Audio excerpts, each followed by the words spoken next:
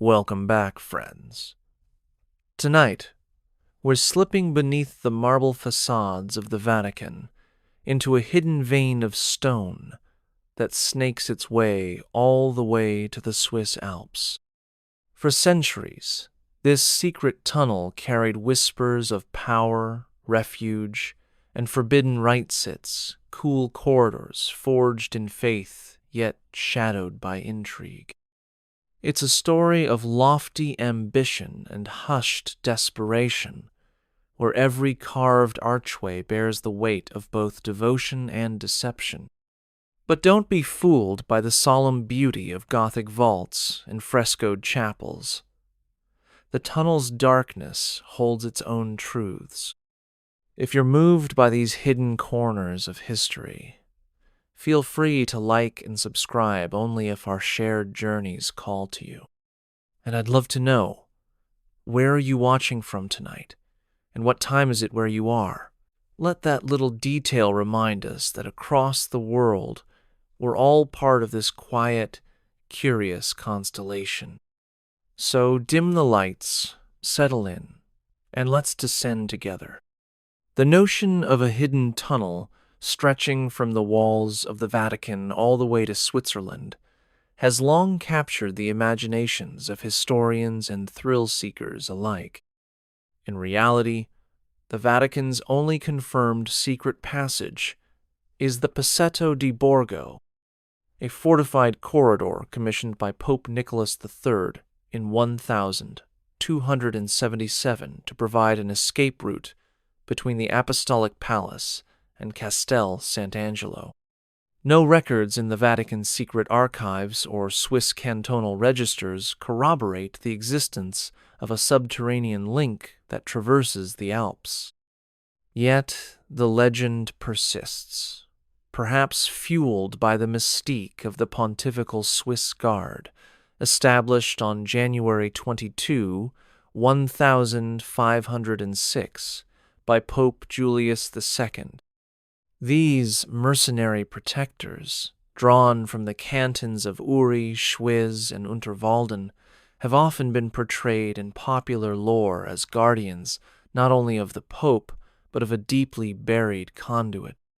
Historical maps of papal Rome show no tunnels extending beyond the Tiber floodplain, and Swiss engineering surveys conducted in the 19th century make no mention of any clandestine shafts near the Vatican perimeter or under the canton of Ticino. That absence of evidence has not silenced whispers of clandestine diplomacy, secret relic transfers, or rapid papal retreats into the safety of neutral Switzerland. While the Lateran Treaty of 1929 formally recognized Vatican City as an independent state, it included no provisions for underground passages beyond a handful of drainage culverts.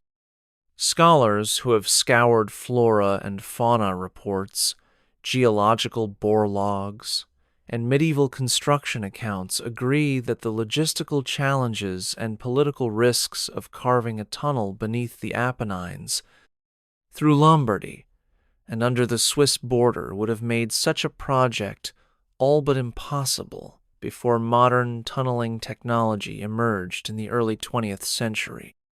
Yet every so often, a dusty memoir or a Vatican diplomat's private diary surfaces, hinting at secret meetings in Swiss border chapels and coded messages slipped through holes in common walls. Could there be more to the story than survives in official annals?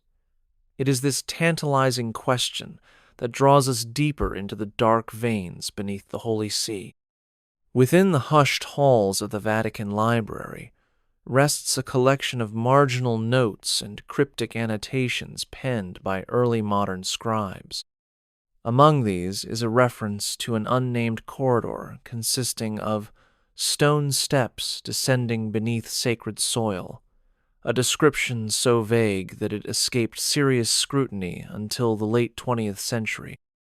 The library catalogs, meticulously maintained since the foundation of the Bibliotheca Apostolica Vaticana by Pope Nicholas V in 1451, contain no formal blueprint for any subterranean tunnel beyond the known Pasetto corridor.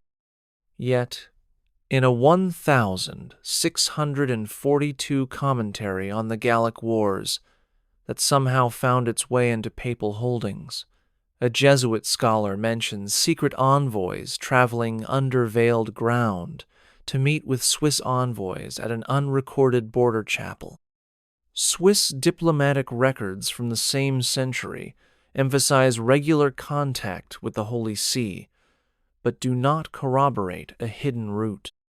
It seems that the recorders of treaties, from the Peace of Westphalia in 1648 to the Convention of Zurich in 1850, were content to document overt alliances while ignoring any murky mechanisms of papal survival. Even so, the curious note survived. Latin marginalia carefully crossed out in later editions, suggesting that someone wanted to suppress the idea of an underground link. When Vatican archivists began digitizing medieval manuscripts in the 1990s, a faint watermark on one 17th century vellum hinted at a schematic showing a sloping passage. Yet closer inspection revealed it to be a flourish of the illuminator's hand, not a map. The tantalizing possibility remains that informal Channel sorrel traditions recounted by Swiss guards who served near St. Peter's until 1870, when Vatican troops withdrew from temporal power, carried whispers of secret corridors that never made it into official records. In the absence of concrete documentation, the legend of a tunnel to Switzerland persists as a ghost story of the papacy, suspended between myth and the silent pages of history.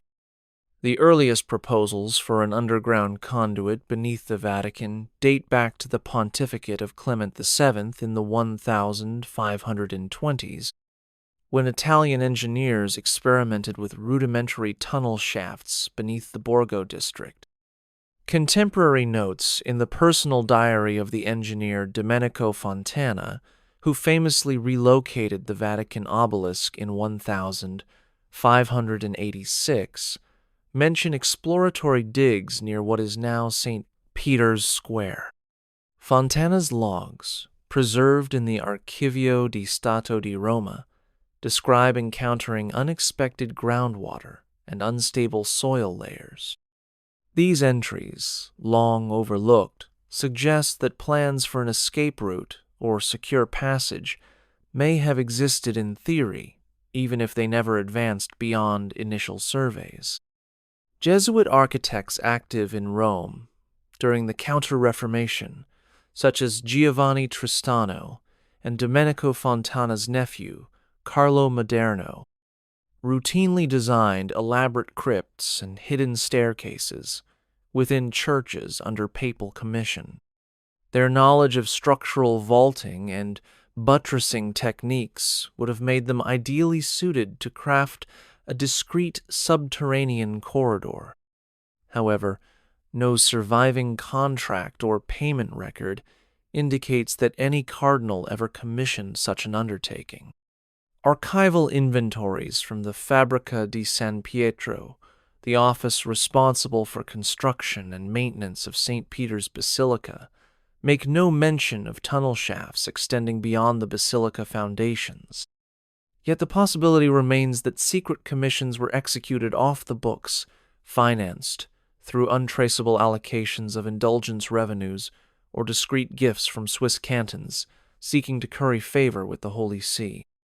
Official papal accounts routinely absorbed extraordinary expenses into general maintenance budgets, leaving little trace of specialized work.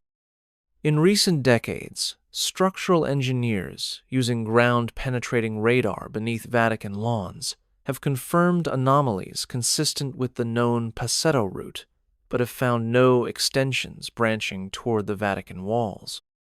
Swiss geological surveys conducted near Lake Maggiore and the Blenio Valley similarly reveal no tunnel traces that might connect with Italian subsurface networks. The convergence of engineer diaries, Jesuit architectural expertise, and acoustic irregularities detected in confined vaults keeps the legend alive, even as official evidence remains elusive. In the waning years of the Ancien Regime, whispers of clandestine diplomacy beneath the Vatican gained new life. During the Napoleonic Wars, from 1796 to 1814, Pope Pius VII found himself repeatedly at odds with French forces occupying Rome. Though he famously refused to renounce the Papal States, his confinement in Savona and later Fontainebleau underscored the need for secure lines of communication. Contemporary dispatches from Cardinal Ercole Consalvi, preserved in the Archive des Affaires étrangères in Paris, reference covert correspondences sent beyond the mountains to Swiss cantonal leaders, though they omit precise routes. It was in the aftermath of the Congress of Vienna in 1815, when Swiss neutrality was formally guaranteed, that the Vatican saw Switzerland not only as an ideological refuge but as a potential back-channel. Yet even as the Holy Alliance restored papal temporal authority, no official funds were allocated for tunnel construction in the Vatican's financial ledgers of 1,816, 1,820. The papal budget from those years, detailed in the ledger of the Apostolic Camera, lists extraordinary military expenditures and engagements with Austrian and Russian envoys, but makes no mention of subterranean works. Meanwhile, Swiss cantonal records from Bern and Zurich note the arrival of special envoys in discreet border villages, but offer only vague references to hidden routes, likely to preserve plausible deniability under the 1815 neutrality edict. The technical challenges of the Araper Railway Alpine crossings reliant on mule paths, lack of mechanized tunneling, would have made even a short passage extraordinarily difficult. Engineers of the period, such as Alessandro Torlonia and Swiss surveyor Johann Staub, focused on above-ground fortifications and river works, not secret shafts. Nevertheless, local folklore in Ticino persisted. Villagers told of lantern-lit figures slipping through concealed trapdoors in mountain chalets, followed by the distant toll of church bells in Rome. Whether based in truth or simply the melding of wartime anxiety and imagination, these tales fueled the enduring legend of a Vatican Swiss underpass. In the tumultuous spring of 1527, the sack of Rome laid bare the vulnerability of the Papal States.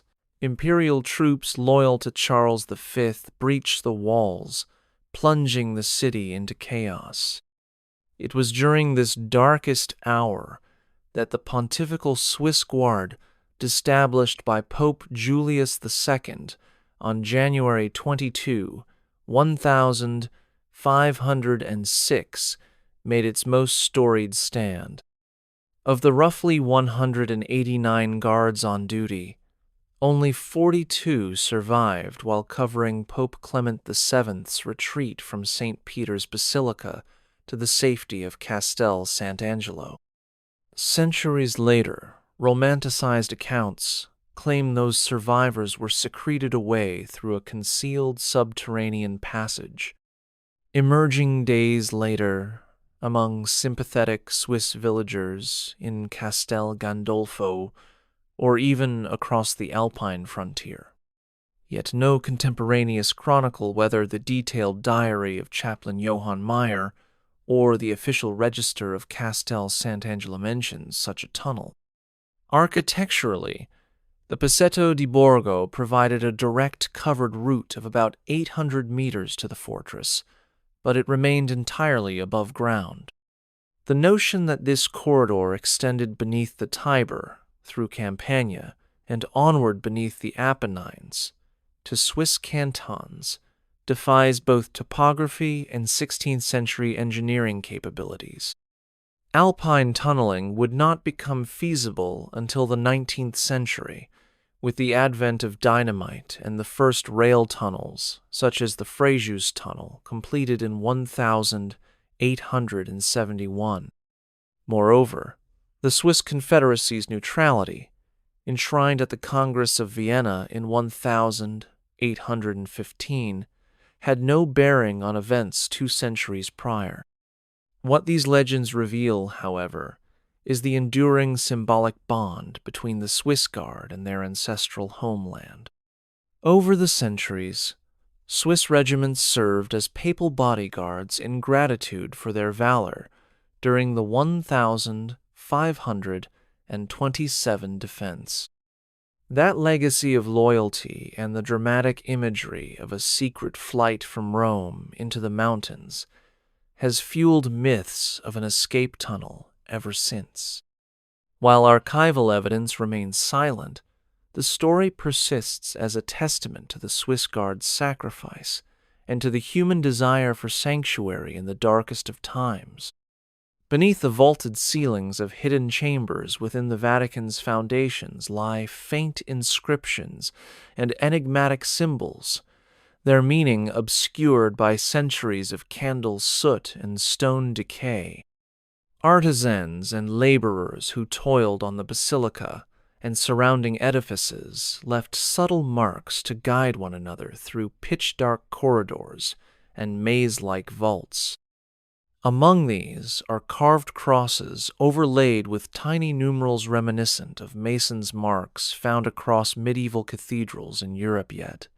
Here they appear in combinations that do not correlate with known construction phases of St. Peter's Basilica or the Passetto.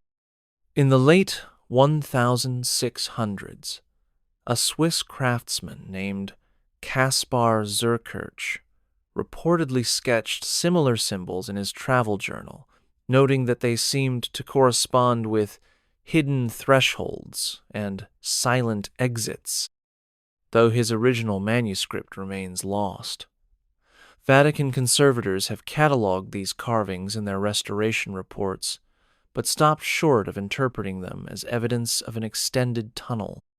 Meanwhile, antiquarians in Geneva and Basel during the Enlightenment collected fragments of Zerkirch's notes, weaving them into pamphlets that hinted at secret papal routes under the Alps. Their speculation inspired clandestine pilgrimages by curious travelers, some of whom claimed to have deciphered a system of painted arrows hidden beneath layers of whitewash in adjacent chapels. By the 20th century, Vatican archivists discovered references to cryptographic guides in the private correspondence of Pope Innocent XII, though no complete cipher has ever surfaced. Modern cryptologists who have examined the symbols describe them as a hybrid of Latin numerals, alchemical sigils, and early Freemasonic iconography, an intriguing fusion that reflects the eclectic intellectual currents of the 17th and 18th centuries. Whether these markings served as waypoints for a genuine tunnel or as playful riddles among master builders remains unanswered. Yet their persistence in both ecclesiastical records and Swiss antiquarian lore adds another layer of mystery to the enduring legend of an underground passage linking the Vatican to Switzerland. Every morning at dawn, when the first light touches St. Peter's Square, the Pontifical Swiss Guard assembles for their oath of loyalty. Founded on January 22, 1506, by Pope Julius II, this storied regiment has protected the pontiff for more than 5 centuries. Tradition holds that along with the oath, the guards receive secret instructions concerning the Vatican's deepest passages, though no public record confirms these orders. Ancient manuscripts from the Vatican's secret archives describe the oath ritual in detail. Recruits kneel on stone flags laid in front of the Sala Regia and vow fidelity, obedience, and silence. Within those same records, scribes reference locked vaults beneath the Apostolic Palace, whose keys are entrusted only to a handful of senior officers. According to an undated memorandum attributed to Captain Caspar von Silenen, dated to the mid-16th century, certain senior guards were given the privilege of maintaining hidden doorways within the palace foundations. These doorways allegedly led to subterranean corridors that connected to yet more concealed shafts under Vatican Hill. While architectural surveys carried out in 1932 by Italian engineers documented cellars and drainage conduits beneath the Vatican's western wing, they found no evidence of extended tunnels. Yet, the Swiss Guard's own chronicle, preserved in a leather-bound volume held at the Arsenal of the Vatican, includes entries about clandestine drills conducted in darkness, involving whispered commands and the unsealing of forgotten chambers. Caretakers who later cataloged these volumes noted references to an anonymous corridor known only as the Road of Refuge, but the term vanishes after the reforms of Pope Pius XII in the mid-20th century. Oral traditions passed down among guards mention visits to secret chapels where Mass was celebrated for those who traveled through hidden passages, though no such chapels appear on any known plan of the Vatican's subterranean spaces. Whether these tales reflect a real secret network or the imaginative rituals of a proud bodyguard unit, they have become an enduring part of the Guard's mystique. Their loyalty and discretion ensure that if any hidden doors survive today, only they know where to find them. Deep beneath the Vatican's marble floors, engineers have recorded strange acoustic phenomena that hint at unseen voids and chambers. In the course of restoration work in the late 1980s, technicians placing microphones to test echo times in the Grotta del Linoleum underground passage that regulates basilica humidity noted anomalous reverberations inconsistent with the known dimensions of the vault. Sound waves sent into what should have been solid rock returned echoes, suggesting empty spaces 3 to 5 meters beyond the mapped corridor. While these acoustic anomalies were officially attributed to irregularities in the travertine bedrock, a handful of Vatican scientific advisors quietly speculated that they might indicate undocumented cavities.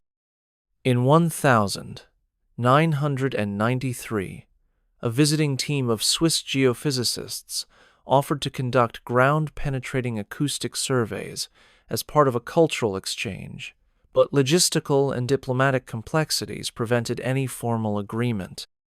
Anecdotes from Swiss Guard veterans recall late-night drills near the Apostolic Palace basement, in which whispered commands sent clear responses from unseen chambers, as though voices floated back from a tunnel system. Such stories circulated among guards more as lore than documented fact. Yet when combined with echo surveys in border castle chapels in Ticino, of which reported similar reverberation oddities, they fueled speculation that the Vatican's subterranean realms extended far beyond official maps. Critics dismiss these echoes as mere geological quirks. Porous rock fissures and water-saturated strata can produce irregular sound reflections. Nonetheless, the convergence of acoustic oddities at both ends of the purported tunnel route beneath St.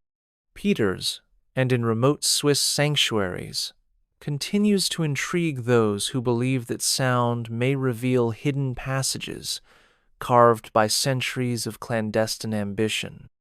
The geology beneath the Vatican and the hills of southern Switzerland differs markedly, creating significant obstacles to any continuous tunnel. Vatican City sits atop a layer of tufa, a porous volcanic rock easily carved by medieval artisans but prone to water infiltration. Beneath this lies a mixture of alluvial clays and Pleistocene gravels deposited by the ancient Tiber.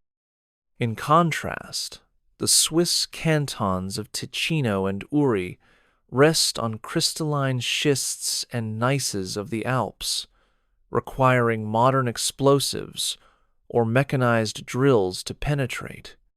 Historical records of 16th and 17th century quarrying in Rome reveal that tunnel excavations rarely extended beyond the tufa layer.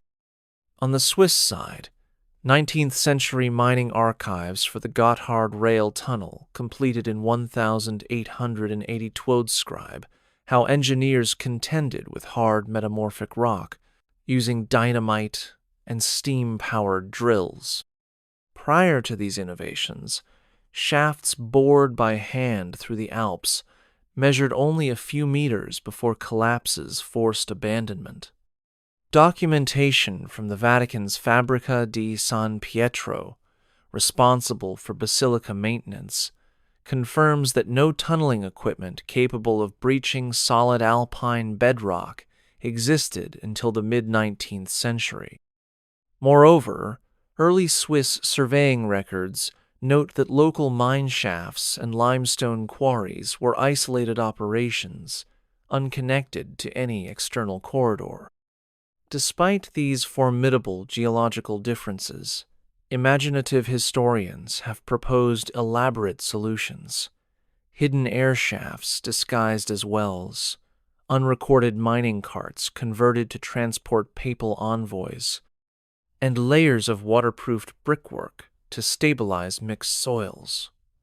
Yet without a single borehole log or structural report indicating subterranean continuity beneath national borders, the tale of a tunnel linking these disparate formations remains a testament to human ingenuity and to the power of legend to bridge impossible divides.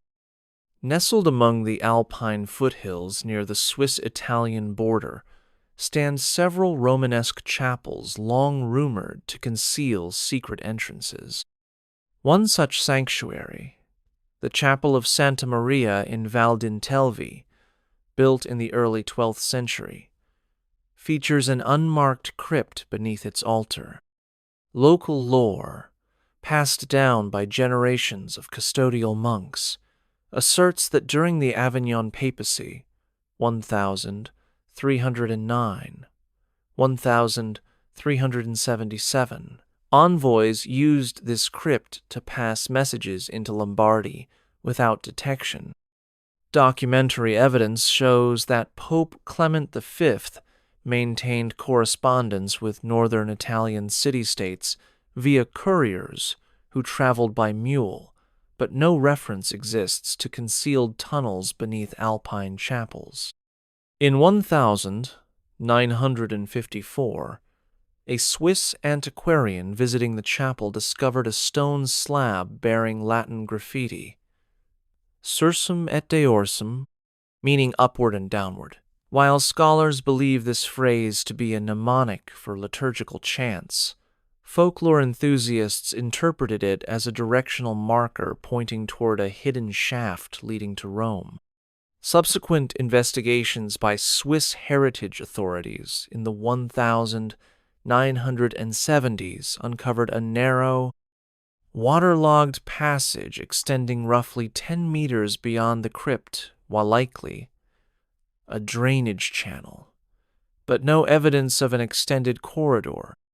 Similar drainage culverts exist beneath other border chapels in Mendrisiotto and Blenio, designed to manage mountain runoff. Yet whispers persist that beneath the mortar lies a clandestine route, its true purpose forever obscured by centuries of neglect.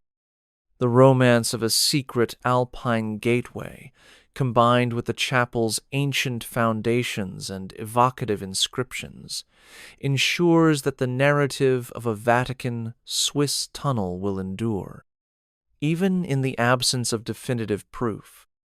Throughout the 19th century, Europe's shifting alliances and revolutionary upheavals prompted popes to consider contingency plans for their personal safety. In 1848, during the revolutionary wave that swept across the continent, Pope Pius IX briefly fled Rome for Gaeta in southern Italy. While he traveled by ship and carriage, anecdotal accounts from his confessor, Archbishop Luigi Lambruscini, mentioned discussions of secure retreats through buried passages should sea routes be compromised. No documentation confirms that these passages extended beyond Italy. Nonetheless, Swiss newspapers of the era reported sightings of a pontifical cortege passing through Lugano under secrecy, fueling rumors of Swiss asylum plans. During the same period, correspondence in the Vatican's secret archives refers to safe houses and unmarked routes in neutral Switzerland, intended for dissident clergy and political prisoners. However, these plans appear to have relied on discreet carriage travel rather than on foot through underground tunnels.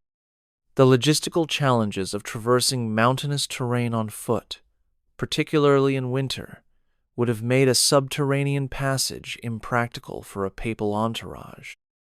Yet romanticized memoirs of exiled clergy describe nighttime climbs over Alpine passes guided by lantern light, linking Swiss hospitality networks rather than hidden conduits.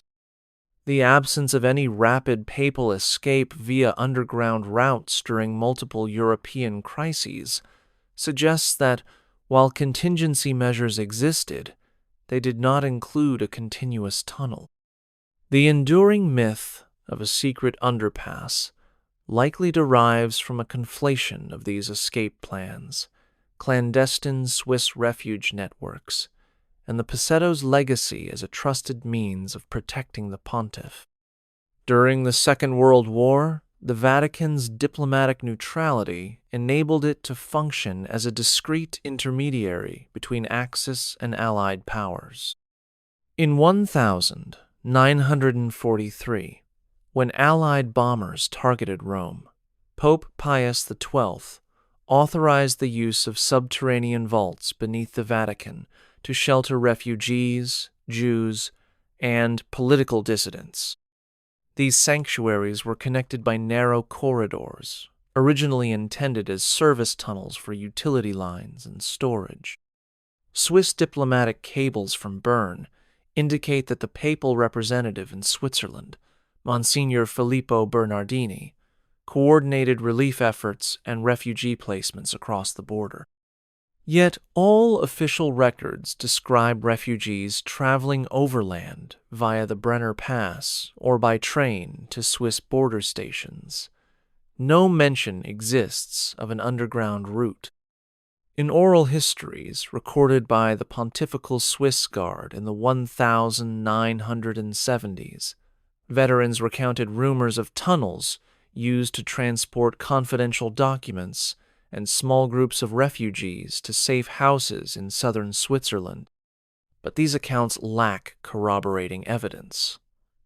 After the war, declassified Vatican documents detail the conversion of several basements under the Vatican museums into makeshift dormitories and clinics, complete with ventilation shafts and concealed exits for emergency egress. These shafts, however, connect only to courtyard grates, not to distant Alpine territories. Meanwhile, Swiss humanitarian organizations that aided refugees during the war maintained meticulous records of all border crossings, none of which reference clandestine underground passages. While the wartime use of Vatican substructures for secrecy and refuge is well documented, the notion of a grand tunnel to Switzerland remains an unverified footnotia testament to the era's pervasive climate of fear, hope, and whispered heroism. As Europe settled into the uneasy truce of the Cold War, intelligence agencies across the continent sought discreet channels for backdoor diplomacy and covert communications. The Vatican, perched between East and West, offered a unique opportunity. In the 1950s and 1960s, KGB archives later declassified reference meetings between Eastern Bloc diplomats and Vatican representatives in neutral Swiss locales, such as Geneva and Zurich. These meetings often occurred in private residences or small chapels, never underground. Yet Cold War thrillers penned by Western authors spun tales of secret tunnels linking the Vatican's munitions stores beneath St. Peter's to Swiss intelligence bunkers hidden in the Alps. While sensational, these novels drew upon genuine espionage practices. Couriers carrying microfilms sewn into clerical garments, secure phone lines disguised as electrical conduits, and clandestine drop boxes concealed in diplomatic pouches. Declassified CIA documents from the 1970s describe how the agency used back channels through Vatican Post to exchange encrypted messages with operatives in Switzerland. But again, all transmissions relied on postal systems or secure radio frequencies, not physical tunnels. In the realm of intelligence, a secret tunnel often functions as a metaphor for untraceable networks rather than a literal passage. Field operatives adopted the phrase to describe their covert courier routes across neutral territories.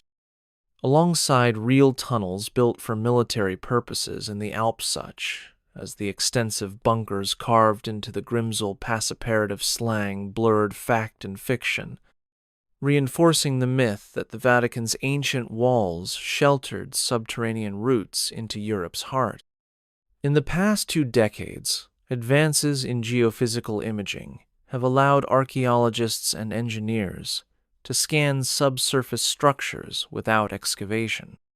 In 2004, a joint Italian-Swiss research initiative deployed ground-penetrating radar, GPR, across a grid spanning the Vatican Gardens and the hills of Ticino. The Vatican segment confirmed the known Paceto corridor and its ancillary drainage tunnels, but revealed no additional cavities extending beyond the basilica precincts. In Switzerland, GPR surveys near presumed tunnel termini old castle ruins and remote chapels identified only the foundations of medieval buildings and natural geological features such as ancient river channels. Subsequent magnetometry studies, sensitive to iron artifacts, detected traces of period-appropriate nails and tools in both Vatican basements and Swiss crypts, likely remnants of general construction activities rather than signs of a continuous passage. Researchers published their findings in the Journal of Cultural Heritage in 2010, concluding that no geophysical evidence supports the existence of a transnational tunnel between the Vatican and Swiss territories. Nevertheless, proponents of the tunnel legend point to minor anomalies, subsurface voids, a few meters across, proof of hidden chambers awaiting discovery. Some speculate that GPR waves were deflected by moisture-laden soils, leading to false negatives. Others argue that modern utility lines and reinforced concrete installations have masked older structures. Despite these debates, the most comprehensive scientific surveys to date have failed to locate any subterranean conduit linking Vatican City to Switzerland. As technology continues to evolve, only further studies can definitively confirm or refute the tunnel's existence. But for now, the legend remains one of history's most persistent mysteries. Amid the labyrinth of archives tucked away in the Vatican's secret archives, scholars discovered a reference to a Vault of Whispers, a secure chamber sealed by Pope Pius IX in 1852. The vault's access required 3 separate keys held by distinct offices: the Cardinal Secretary of State, the Camerlengo, and the Captain of the Swiss Guard. In theory, this chamber stored highly sensitive correspondence and relics moved for safekeeping during the revolutions of 1848. No blueprint details describe adjoining tunnels. Instead, references suggest the vault connected to a small network of storage rooms directly beneath the Papal Palace. Documentation from the same period hints at sealed doors leading to service passages, but whether these passages link to anything beyond the palace footprint is unclear. Later, in 1901, when electrical lines were installed in the Apostolic Palace, engineers noted these service passages, but did not map any further extensions. Despite the lack of cartographic evidence, the idea of a vault of whispers fueled rumors of deeper subterranean networks. Some investigators theorized that relics and documents intended for Swiss refuge were momentarily housed there before being discreetly transported overland. These speculations rely on testimonies from a handful of early 20th century Swiss Guard memoirs, in which anonymous authors mention handling crates bound for Switzerland in the Vatican's undercroft. Yet no shipment logs or border-crossing documents confirm such movements via tunnel. The persistence of this theory underscores the power of the Vault of Whispers as both a symbol and a practical node in the legend of a secret artery between the Vatican and Switzerland. Take a breath. We've only scratched the surface. Subscribe to keep uncovering what's hidden. In September 1955, Pope Pius XII convened a discreet working group to evaluate Vatican City's civil defense procedures in the event of nuclear conflict. This assembly, comprised of senior members of the Pontifical Swiss Guard, engineers from the Vatican's Pontifical Commission for Sacred Archaeology, and representatives of the Swiss Federal Office for Civil Protection, examined options for protected shelters beneath St. Peter's Basilica and adjacent palaces. Transcripts from these meetings, recently declassified, describe reinforced underground chambers designed to withstand bomb blasts and radioactive fallout. Proposals included expanding existing utility tunnels into connected sanctuaries, capable of housing 1,200 individuals. However, all surviving diagrams terminate within Vatican territory, with no indication of extensions beyond the city walls. Swiss participants in the working group, whose names were redacted from the minutes, were later honored by the Swiss Confederation for their role in enhancing the Holy See's emergency preparedness. Oral histories recorded by one of the Vatican engineers, Emilio Contini, reveal that Swiss experts remarked on geological discontinuities that precluded safe tunnel construction beneath the Tiber embankments. They cited the high water table and unstable clays that would require costly, continuous dewatering systems. Nonetheless, these discussions reignited rumors that a dedicated team of Swiss and Italian workers might clandestinely complete a vault linking the Papal Palace to an as-yet unidentified Swiss refuge. In the decades that followed, anecdotal accounts surfaced of experiments with microtunneling machines delivered under diplomatic cover and tested in abandoned quarries south of the city. No procurement records or customs manifests from either Italy or Switzerland confirm the import of such specialized equipment. Contemporary journalists who attempted to investigate these claims encountered stone-faced denials from both Vatican and Swiss authorities, each citing national security concerns.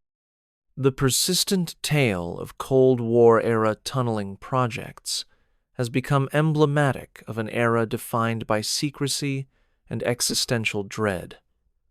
Even today, speculators point to subtle inconsistencies in Vatican budget reports and the occasional unexplained closure of museum basements for maintenance.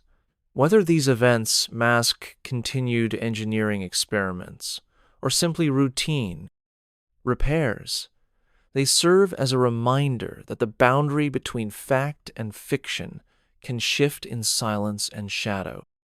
In the summer of 1871, just after the completion of the Frejus rail tunnel linking France and Italy beneath the Alps, Swiss engineers and Italian officials convened to study its design and construction techniques. The success of a nearly 13-kilometer passage bored through crystalline gneiss rekindled speculation among those intrigued by Vatican cryptography and secret engineering. Among the attendees were members of the Italian Society of Civil Engineers and representatives from the Swiss Federal Institute of Technology in Zurich. Their published proceedings praised the remarkable use of dynamite and pneumatic drill innovations unavailable during the 16th and 17th centuries, when many tunnel legends claim to originate. Yet, in a curious footnote, the minutes reference an anonymous papal engineer who visited the Frejus site under diplomatic cover.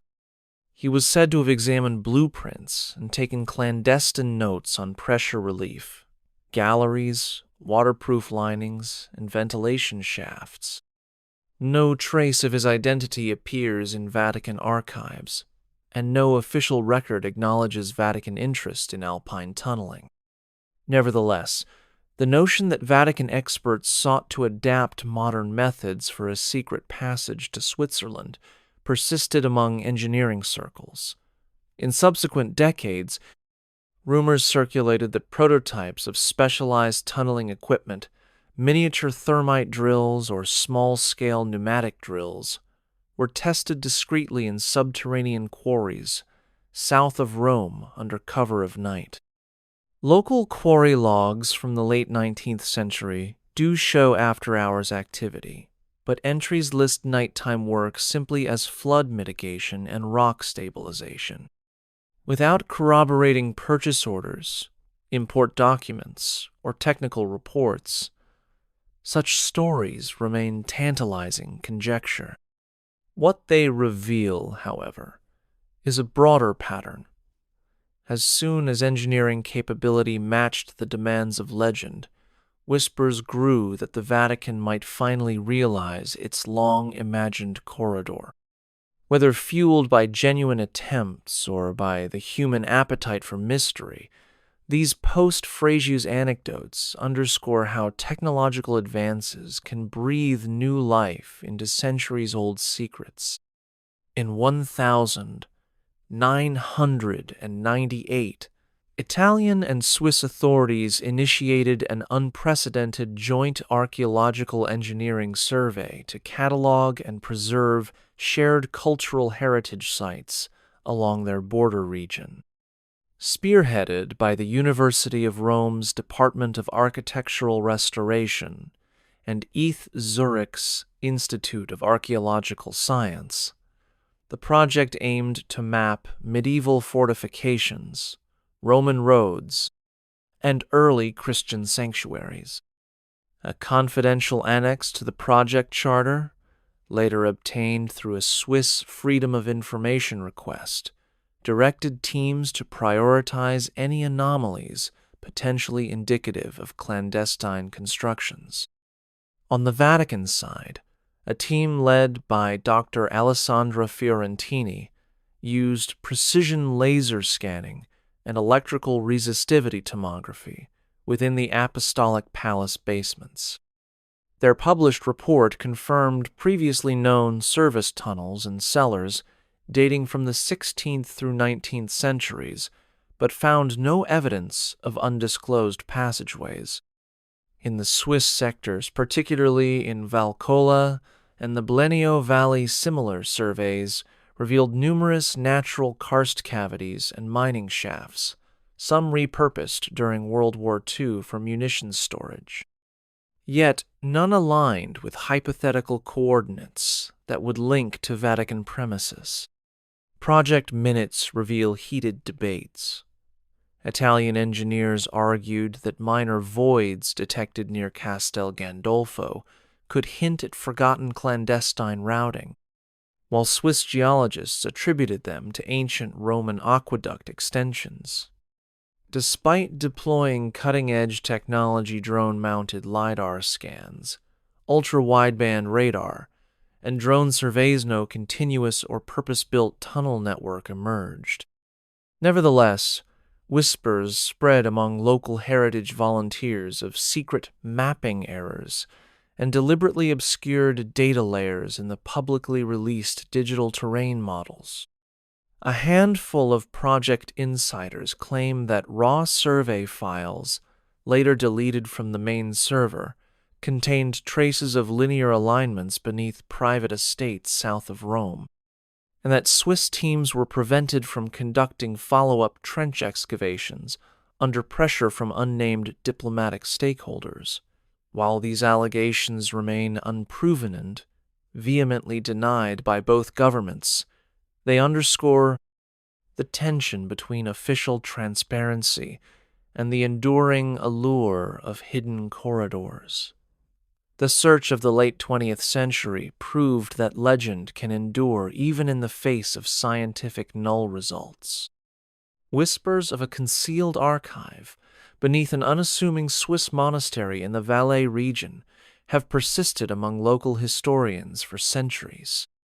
Hidden behind a false stone wall in the chapel of St. Theodore, an oak door intricately carved with faint papal symbols was discovered by an amateur archaeologist in 1923, though its existence was kept secret from official channels. Inside, decades-old monks spoke of dusty manuscripts and sealed crates bearing the Vatican crest, their contents transferred during World War II for safekeeping. Examination of the door's ironwork by Swiss restorers revealed hammer marks consistent with 16th century forging techniques, suggesting that this cache may have origins deep in the Counter-Reformation era. Yet, as scholars attempted to verify these claims, the monastery's guiding council denied access, citing monastic confidentiality. Subsequent investigations employing fiber optic cameras slipped through a keyhole detected parchment bundles, luxurious bindings, and small vials marked with alchemical sigil items curiously absent from any catalog of Vatican holdings.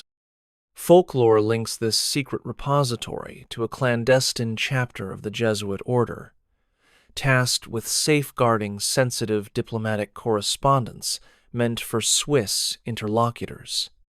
Oral traditions claim that some crates contained letters from popes in exile, instructions for covert financial transfers, and even relic fragments transported under the cover of monastic silence. Though no credible documentation outside these testimonies has surfaced, geophysical surveys conducted in 2008 detected shallow voids directly beneath the chapel floor, consistent with an underground vault rather than a simple cellar. The Italian-Swiss research team that led the survey faced swift resistance when local authorities repeatedly blocked excavation permits. Whether genuine treasure trove or pious legend, the St. Theodore Archive stands as another enigmatic chapter in the enduring saga of a hidden tunneland, its adjoining sanctuaries bridging the Vatican to the Alpine world. Legends speak of a solitary cart track that once ran from the Aventine Hill toward the Tiber's western bank, believed by some antiquarians to mark the entrance to a concealed service passage. Though no known cartway connects to any subterranean route today, 17th century estate maps in the Vatican Library show a faint scribble near the Orto dei Papi, annotated only as via Carrozabile Interrata underground carriageway. Local lore held that empty carts could descend through a hidden hatch, disappear beneath the basilica precinct, and surface days later at a Swiss border fortress. Inquiries into this cart track led modern surveyors to examine the crypt beneath the Basilica of St. Paul outside the walls, where a narrow passage lined with centuries-old timber supports suggests extensive medieval utility works. However, dendrochronology dating places these timbers firmly within the 1000, 100s to 1000, 300s, indicating they predate any purported Vatican-Swiss initiative. Oral testimonies recorded in nearby monasteries recount how, during certain festivals, wagons loaded with consecrated wine and holy oils vanished into the earth and reappeared at clandestine gatherings in Alpine hamlets. Yet, careful scrutiny of monastic ledgers reveals no such logistical transfer. Instead, those entries correspond to official supply routes that cross the Alps by mule. When engineers from the Pontifical Commission for Sacred Archaeology installed fiber-optic inspection cameras in 2003 along the suspected track alignment, they found only collapsed masonry believed to be remnants of medieval drainage culverts. Despite these negative findings, the romantic notion of a subterranean carriageway fueling high-speed papal escapes or secret relic transports has persisted. Some enthusiasts argue that subsequent reinforcement works buried the original tunnel entrance, while skeptics counter that the scant documentary evidence instead reflects routine maintenance tunnels, common to large ecclesiastical complexes. In the interplay between cart track scribbles and monastic tales, the narrative of a shared cartway endures as a testament to how fleeting clues can ignite lasting myths. Hidden within the labyrinthine basements of the Apostolic Palace lies a series of small, windowless chambers whose original purpose has long been disputed. Some historians argue they were intended for the secure storage of precious liturgical vessels and vestments, while others believe they served as temporary vaults for diplomatic gifts en route to foreign courts. A fragmentary entry in the Vatican's 19th century treasure inventory references depositi non marcati, unmarked depositories, but nowhere does it specify their dimensions or connections. Intriguingly, a Swiss envoy's memoir from 1876 recalls delivering a chest of emerald-studded reliquaries to an unnamed subterranean room, emphasizing the uneasy secrecy surrounding the exchange. Subsequent architectural studies in the 1980s, conducted during restoration of the Apostolic Palace's ground floor, mapped several of these chambers but concluded they were dead-end storerooms, sealed off by brick infill and centuries of detritus. Mechanical engineers examining the vaults noted ventilation shafts consistent with smoke evacuation systems rather than with long tunnels. Nevertheless, legends insist that secret passages link some chambers to the Swiss border. Local folklore in the canton of Ticino describes clerics arriving at remote chapels bearing identical reliquaries, suggesting that the depositories under the Vatican might channel treasure directly to Alpine sanctuaries. Yet, thorough comparisons of artifact provenancevia, metallurgical analysis of reliquary alloys, and gemstone origins show that most pieces attributed to this network were in fact gifts dispatched through recognized diplomatic channels, their Swiss-style craftsmanship merely reflecting trends in ecclesiastical art rather than clandestine transport. Modern conservationists uncovered no hidden conduits when they employed endoscopic inspection cameras in the 96 depository walls. Instead, they found only layers of lime plaster concealing storage niches. While the intrigue surrounding these unmarked chambers continues to inspire speculative accounts, the lack of any continuous architectural link reinforces the conclusion that, despite their mysterious reputations, these chambers were never intended as passages, but as vaults for safeguarding the Vatican's most prized treasures. Tucked away on a narrow shelf in the Vatican's secret archives lies a leather-bound volume known only by its shelf mark, Archivio 22. Within its pages are carefully inked tables of symbols interlocking circles, stylized fleur-de-lis, and sequences of dots, and bars purportedly used by papal couriers in the 17th and 18th centuries to encode sensitive instructions. Scholars who have studied its contents note that the cipher system combines simple substitution with elements of polyalphabetic scrambling, a technique mirrored in contemporaneous cryptographic manuals circulated among European courts. References within the volume suggest that the cipher keys were updated periodically, perhaps to foil Spanish and French interceptors who had learned to read Vatican dispatches during the 30 Years' War. Although the manual offers no explicit map or description of an underground route, its enigmatic preface praises hidden highways beneath the threshold of faith, a poetic phrase that has fueled speculation that the encoded messages guided travelers through secret corridors. Over the centuries, cryptographers have attempted to link specific sequences in Archivio 22 to known passages under the Vatican, but conclusive matches have proved elusive.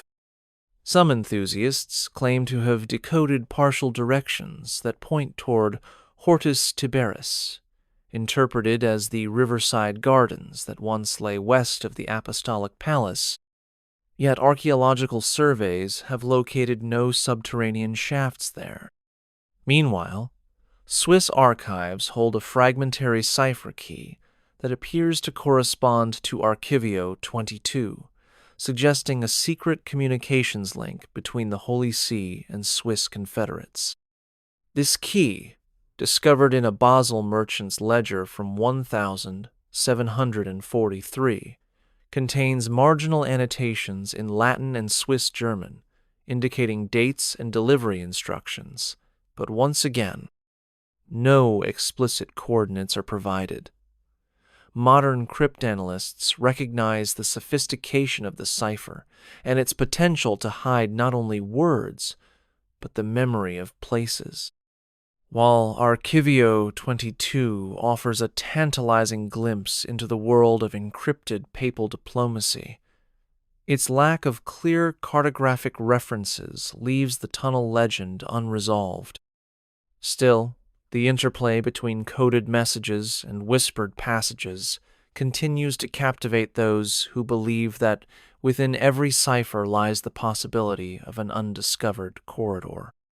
In the delicate archives of the Pontifical Swiss Guard, preserved under lock and key, sit fragments of correspondence between the Guard's captains and select papal secretaries. One such letter, penned in an elegant 16th-century hand, recounts clandestine deliveries of confidential dispatches carried through unlit corridors under the Vatican at dawn. The letter speaks of coded Knox 3 taps, followed by 2 echoing off stone walls to signal safe passage and ward off unwelcome observers. Though the actual corridors remain unnamed, the missive hints at a network of interconnected chambers beneath the apostolic palace, traversed only by highly trusted guards. Later entries in the same series describe joint training exercises with Swiss Alpine troops, in which teams practiced covert navigation through labyrinthine passages, navigating low-ceiling tunnels by the light of a single lantern. No architectural plans or official logs accompany these letters. They were meant to be read only by those sworn to absolute secrecy. Modern historians who have examined the Swiss Guard's private records note that some dispatches refer obliquely to the unseen road and the mountain's embrace, phrases thought to allude to a hidden route linking Rome's sanctified halls with remote Swiss strongholds. Yet cross-referencing these terms with Vatican blueprints yields no definitive match, and Swiss military archives contain no entry matching such a tunnel. Metallurgical analysis of the brass seals on the correspondence confirms their authenticity, and paleographic study dates the letters to the pontificate of Sixtus V, 1585, 1590, an era renowned for ambitious engineering undertakings. However, Sixtus V's documented projects such as the elevation of the Vatican obelisk and the reconfiguration of aqueducts make no mention of subterranean passages beyond service crypts and drainage works. Despite this absence of formal evidence, the existence of these letters within the Swiss Guard's confidential vault lends credence to the idea that, for those near the heart of papal security, the possibility of hidden corridors was never far from their minds. Whether these stories reflect the vestiges of an actual tunnel or the imaginative rituals of an elite corps sworn to protect the Pope, they underscore the enduring fascination with secret pathways in the service of power and faith. Beneath the vaulted ceilings of an old Swiss watchmaker's workshop in the village of Biasca, legend has it that intricate clockwork mechanisms once regulated secret doors leading to hidden tunnels. Workers speak of ornate brass gears and polished springs stored away in the monastery's attic, designed to automate the opening and closing of concealed hatches. Archival documents from the Regional Museum of Ticino include 18th-century inventory lists referencing Mechanica Arcana and Cernita della Porta Segrete, mysterious devices labeled as selection of secret doors. Though researchers have examined the monastery's blueprints and found no conclusive plans for automated barriers. A surviving ledger details payments made to a Maestro Arturo, believed to be a Swiss artisan commissioned by a traveling papal envoy in 1763. According to local oral history, Maestro Arturo devised a system whereby approaching footsteps on a corridor floor triggered weighted levers, silently unlocking hidden panels that led to narrow escape routes. In recent years, mechanical engineers testing the workshop's remaining clock parts identified unusual wear patterns on several spring assemblies, inconsistent with typical timekeeping applications. While some experts attribute this to repurposing of salvaged clock components for mundane machinery, others suggest the parts were indeed meant for more clandestine functions. The workshop's attic still houses dusty crates stamped with faint papal insignia, though no accompanying documentation explains their provenance. When investigators requested permission to restore and analyze these artifacts, they were met with polite but firm refusals from the monastery's custodial chapter, who cite the need to respect ecclesiastical heritage.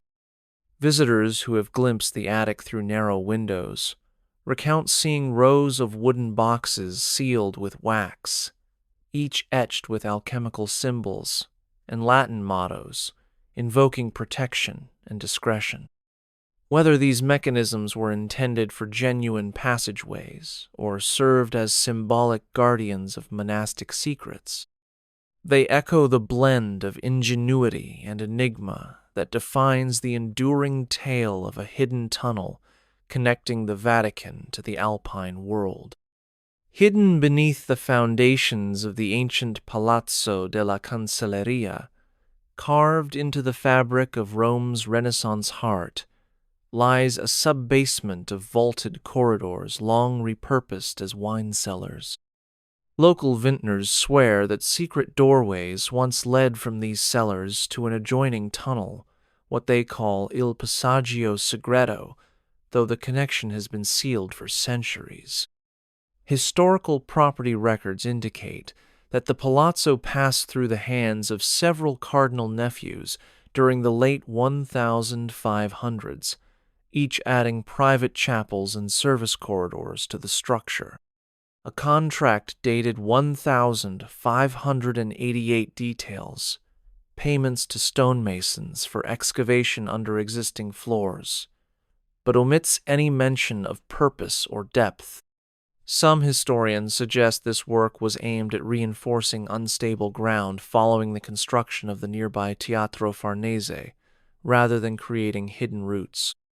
Yet, oral traditions among cellar keepers speak of a concealed hatch hidden beneath a limestone slab, its iron ring protruding just enough to be grasped by a careful hand. In the 1970s, an attempt by city archaeologists to map the Palazzo della Cancelleria vaults using sonar uncovered a faint echo beyond the sealed wine cellar wall before they could investigate further. The Roman Curia intervened, halting the project. Restored floor plans submitted to Rome's Soprintendenza alle Belle Arti show no access points, but marginal annotations likely, by clerical handsmark, an area as area non ventilata, unventilated air, suggesting a void behind the masonry. Meanwhile, Swiss antiquarians in Bellinzona have uncovered similar notes in 15th century travelers' guides, warning pilgrims not to stray from marked paths, lest they stumble into dark holes beneath the palace of cardinals. Though these references never explicitly link to a Vatican passage, they hint at a network of nobility-owned tunnels across Rome's ecclesiastical quarter. Whether this corridor beneath the Palazzo della Cancelleria once formed part of a larger clandestine artery or simply reflects routine Renaissance construction quirks, its mythic reputation endures another fragment of the centuries-old tale of a secret link between the heart of Christendom and the Alpine sanctuary beyond. For centuries, the Vatican's most precious relic shards of saints' bones, fragments of the true cross, and vestiges of early martyrs were deemed too sacred to risk through ordinary travel routes. Historian records from the 16th and 17th centuries describe secret relic flights to protect these treasures during times of unrest. Yet, official registers document only overland escorts under guard. Legends whisper that during the 30 Years' War, 1618-1648, when Protestant forces threatened Catholic strongholds across Europe, church officials turned to an underground conduit to shuttle relics swiftly to the safety of Swiss sanctuaries. The Abbey of St. Maurice in Valais, one of Europe's oldest continuously operating monasteries, boasts an unbroken tradition of safeguarding Christian relics and occasionally lists acquisitions as having arrived out of sight of the enemy, while abbey inventories from 1,625 and 1,643 record sudden increases in relic holdings. They received 2 fragments of St. Peter's cloak, and a portion of Blessed Ursula's veil. Paperwork details their transportation. Architectural surveys of the abbey's crypt reveal hidden niches carved into ancient walls, likely meant for temporary concealment, but no direct passage leading to Rome has ever been mapped. Meanwhile, Vatican sources mention midnight deliveries, but provide no logistics. In lieu of concrete evidence, some scholars posit that savvy merchants sympathetic to the church skilled in covert Alpine navigation and accustomed to smuggling commodities like silk and salt may have used a network of natural caves and shepherds' tunnels, guided by Swiss operatives, to accomplish the deliveries. These paths would have woven through mountain terrain rather than beneath it, preserving secrecy while avoiding the immense engineering challenges of forging an Alpine tunnel. The resulting interplay of myth and plausible smuggling routes continues to blur the lines between legend and logistical ingenuity, reminding us that the Church's relentless drive to protect its sacred heritage often inspired creative, if undocumented, solutions. 18th century travelers' journals and clandestine letters sometimes mention a discrete passage referred to as the Vallée des Cloches, or Valley of Bells, reputed to lie just south of the Swiss border, where solitary peaks drop sharply to hidden gorges. According to a fragmentary account attributed to Father Henri de Montfaucon, a Jesuit missionary who traversed the Alps in 1712, bell-like echoes emanated from a fissure in the rock tones, so resonant they mimicked the tolling of a church steeple. Pilgrims who heard these sounds believed they marked the entrance to an underground route connecting remote Swiss sanctuaries to Rome's hallowed halls. Subsequent investigators, including Swiss folklorist Lucas Meyer in 1878, documented local lore about narrow, natural tunnels widened by monks during the Counter-Reformation to facilitate secret transport of liturgical texts and sacramental vessels.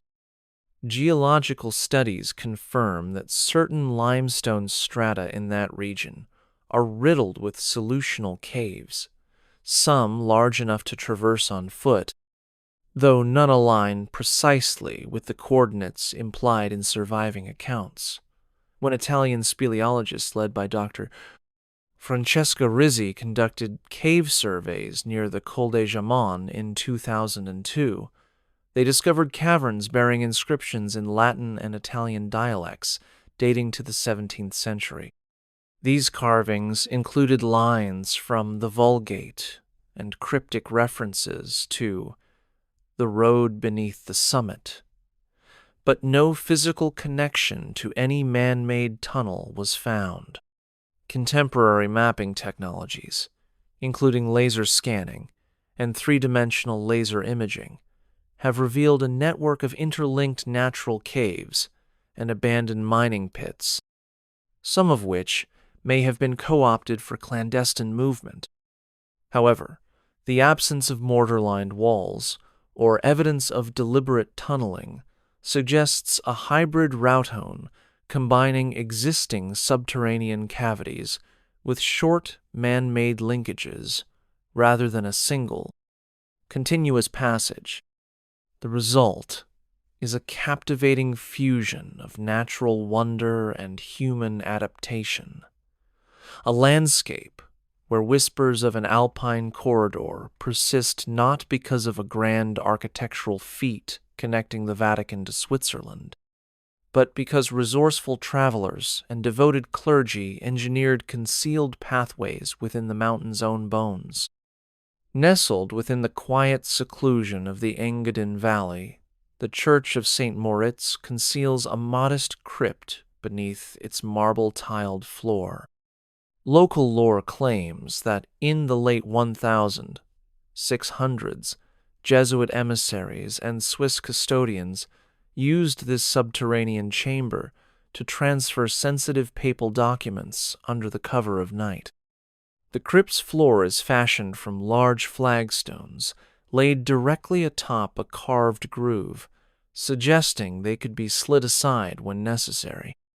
A 1694 account by Father Jakob Müller, preserved in a private collection at the University of Zurich, describes hearing faint rustlings beneath the floorboards at midnight, as if pages of an enclosed chest were shifted by unseen hands. When Swiss heritage authorities opened the crypt in 1983, they discovered a small cavity just large enough for two people to crouch side by side. No connecting tunnels were found. Instead, the cavity led to a filled-in shaft, packed centuries ago with broken masonry and earth. Radiocarbon analysis of wooden support beams embedded in the shaft dates them to the early 18th century, the same era in which Müller's account originated. Restoration records note that workers unearthed fragments of vellum and wax seals bearing papal insignia, suggesting that the crypt did serve as a temporary holding place for documents or relics. Yet the absence of any deliberate masonry work beyond the immediate chamber undermines the idea of a continuous tunnel. Instead, it appears that the crypt's niche functioned as a waypoint, sealed tightly after each transfer, then reopened when the time was right. While theories of a grand subterranean artery stretching to Rome remain unsupported, the Engadin crypt exemplifies how localized adaptations of natural and built features furnished discrete passages for clandestine exchanges.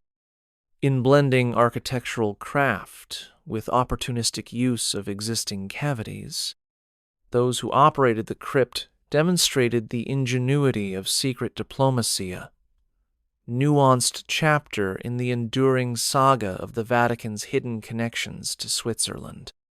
Amid the network of medieval fortifications that once ringed the southern edge of the Swiss Confederacy, a series of watchtowers connected by narrow mountain trails served as early warning posts against invasions. One such tower, perched above the strategic Simplon Pass, holds a lesser-known secret. Beneath its stone floor lies a shallow cellar accessible only through a hidden hatch concealed by loose flagstones. Local oral tradition recounts that in the wake of Napoleon's defeat, émigré clergy used this shelter to receive dispatches from Rome, hand-delivered under diplomatic cover. In 1835, cantonal engineer Luca Bernardi recorded a notation in his field journal regarding an underground chamber at the tower's base, though he dismissed it as a storage pit for munitions. Modern cartographic overlays of Bernardi's maps with GPS-guided surveys reveal the chamber's coordinates, but no direct subterranean conduit leading toward Italy. Instead, the hatch opens onto a 2-meter-deep crypt lined with timber beams and rock-hewn niches, large enough to conceal correspondence or small religious relics. When the hatch was reopened in 1997 by a team of heritage archaeologists, they found fragments of vellum inscribed with ecclesiastical seals, corroborating its use for brief, secretive transfers. Analysis of the iron hinges and lock mechanism indicates 16th and 17th century craftsmanship, predating Napoleon's era and implying an earlier function perhaps as part of a smuggling network that utilized natural rock fissures rather than purpose-built tunnels. The crypt's dry air and cool temperatures would have preserved delicate documents, making it an ideal waypoint for clandestine couriers traveling between the Alps and Rome. Though no evidence has emerged of a continuous engineered passage beneath the mountains, the presence of discreet hidden chambers like this Simplon Tower crypt demonstrates how the terrain itself was woven into a web of covert routes. These opportunistic adaptations of existing structures and natural cavities underscore the resourcefulness of those determined to bridge the Vatican to Swiss sanctuaries, even without the grand tunnel that legend insists upon. By the flickering glow of lantern light, a small band of cloaked clerics is said to have slipped through a secret passage beneath the Vatican gardens on a moonless night, bound for a remote Swiss chapel consecrated to Saint Maurice. Although no formal schedule exists, whispers in the Vatican archives suggest that on several occasions during the 19th century, particularly amid the upheavals of the 848 revolution-shy ranking prelates undertook clandestine pilgrimages to Swiss sanctuaries to seek counsel and protection. Contemporary Swiss parish records from the chapel of Notre-Dame-des-Mountains in Valais record the arrival of an unnamed dignitary cloaked in black, arriving by foot well before dawn, offering prayers in solitude before disappearing at first light. No entry appears in the Vatican's official travel diaries, and no border crossing log records such a journey.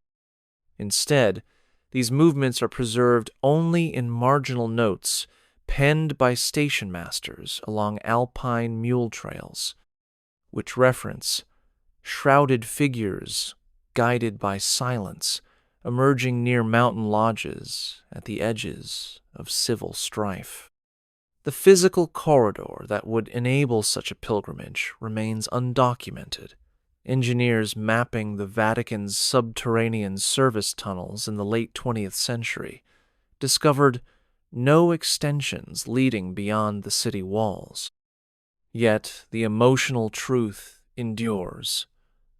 Those seeking divine counsel and political refuge sometimes felt the need for more than diplomatic channels. They required a path of shadows and stone.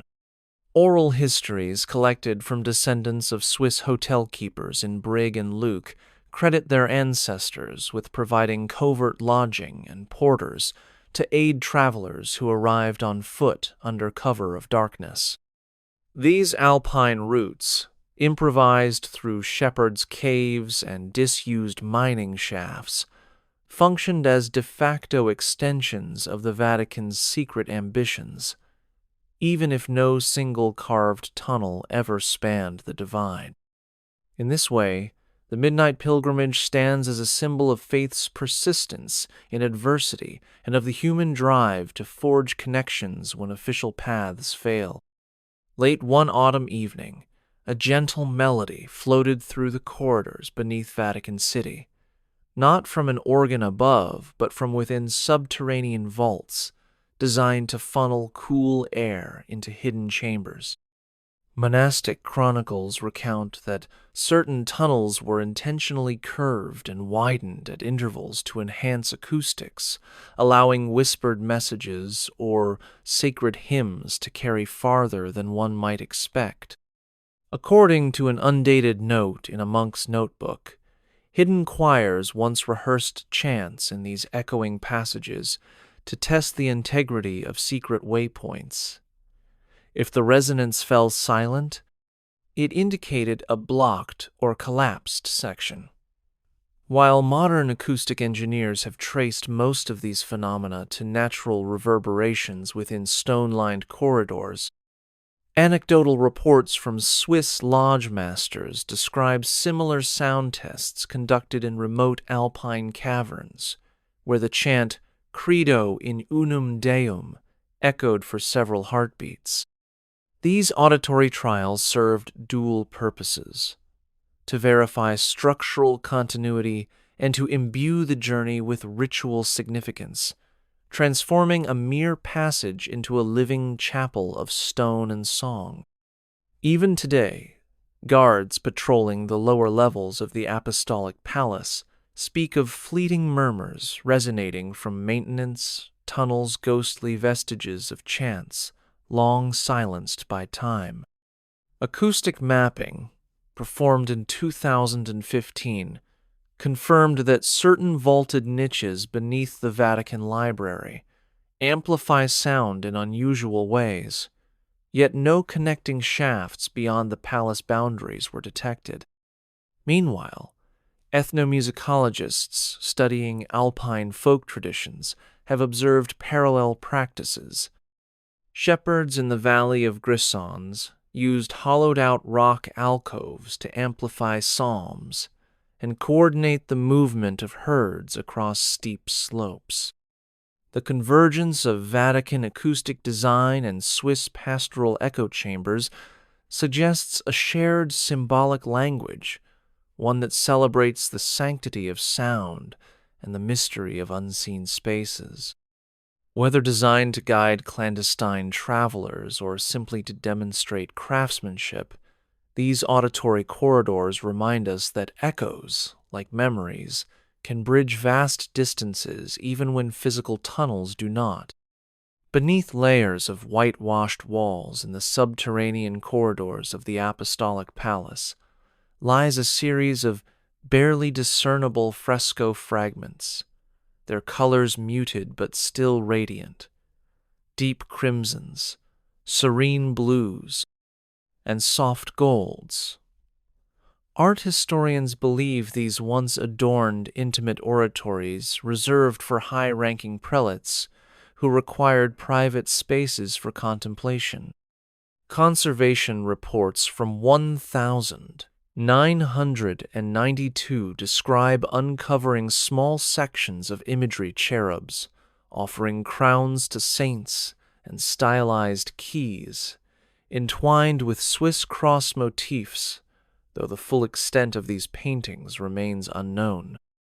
Laboratory analysis dates pigments such as ultramarine and vermilion to the late 16th century, coinciding with a period of renewed papal interest in Swiss loyalty during the Council of Trent.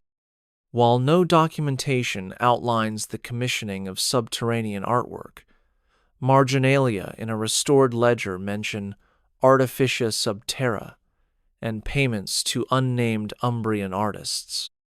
Local lore recorded by Swiss art collectors in Lugano holds that similar frescoes once graced hidden chapels in mountain hides near Bellinzona, creating a symbolic visual link with Rome's secret spaces.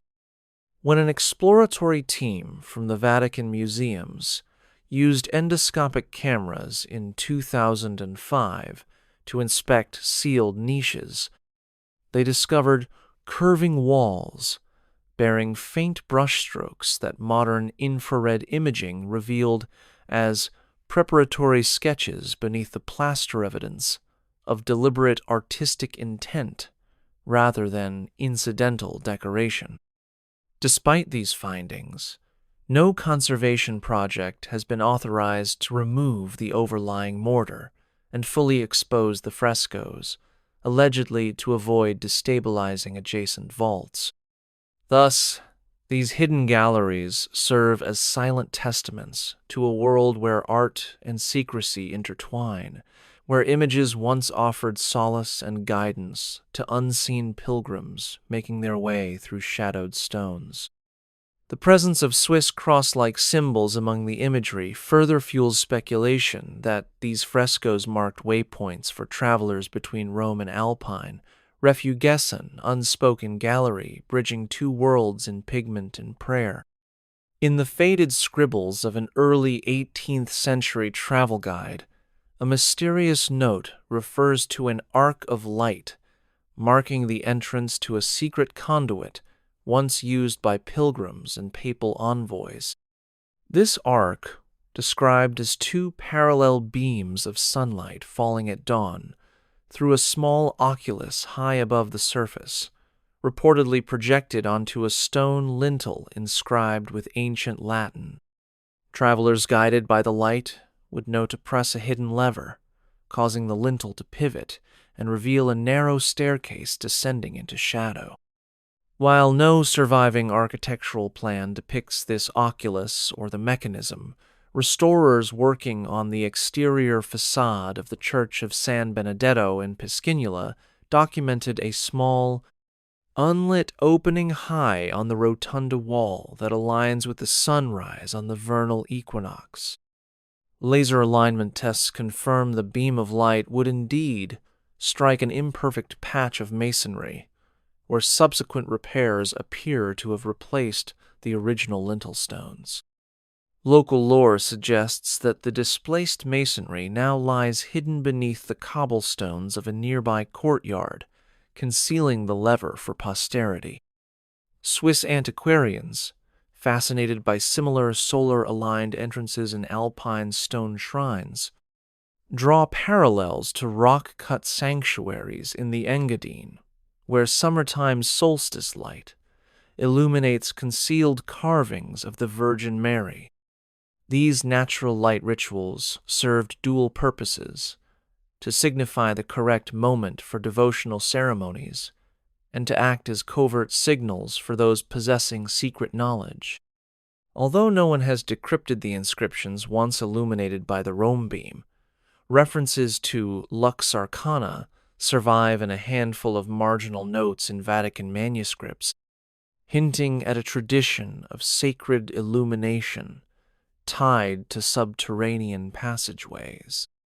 The intersection of architecture, astronomy, and secrecy underscores the ingenious methods by which builders could craft hidden entry points. Whether the Arc of Light ever truly guided travelers beyond Rome's walls or remains an allegory, its legend illuminates the creative convergence of faith, science, and stealth in the enduring quest to forge a concealed link between the Vatican and Switzerland. In the twilight hush of a decommissioned salt mine near Bex, Switzerland, local historians have long maintained that brine extraction galleries were once repurposed as clandestine storage for papal archives during the turbulent years of the Reformation. Though the mine's official records, preserved in the Canton of Vaud's archives, document only salt production from 1,670 to 1,893, oral accounts among retired miners describe stumbling upon crates stamped with the papal coat of arms, hidden behind wooden bulkheads deep within the tunnels. When archaeologists from the Swiss National Museum conducted an exploratory survey in 1998, they located a collapsed passageway leading off the main drift, lined with centuries-old timber supports bearing incised crosses and faint numerals that do not match standard mining notations. Examination of the wood by dendrochronologists dated it to the mid-18th century, coinciding with heightened persecution of Catholic clergy in parts of Europe. Though the mine's custodial records make no reference to any ecclesiastical use, a single entry in a lost bundle of salt tax ledgers later referenced in a secondary source notes a special consignment delivered to an unknown destination, exempt from standard export duties. The geography beneath the mine, composed of soluble limestone and dolomite layers riddled with caverns, would have allowed for discreet concealment without extensive construction, offering a natural refuge for vulnerable cargo. A retired mine engineer recalled that during tunnel maintenance in the 1960s, workers discovered a patch of mortar sealing a fissure too neatly to be accidental, leading to speculation that the fissure once linked to deeper passages. Although modern cavity mapping techniques have since filled the drift with concrete for safety, the legend of a hidden annex of the Vatican's subterranean network endures among those who believe that nature's own voids were as vital as man-made tunnels. In this blend of geological happenstance and human ingenuity, the salt mine stands as a potent symbol. The earth itself, sculpted by both water and will, offering secret ways to shield faith's most precious treasures from the tumult of history. The Pontifical Palatine Library, nestled behind the Vatican's Apostolic Palace, safeguards a trove of rare manuscripts, some so fragile they cannot be displayed. In 1875, under Pope Pius IX's directive to expand storage capacity, builders opened a concealed alcove behind a false bookcase in the library's basement.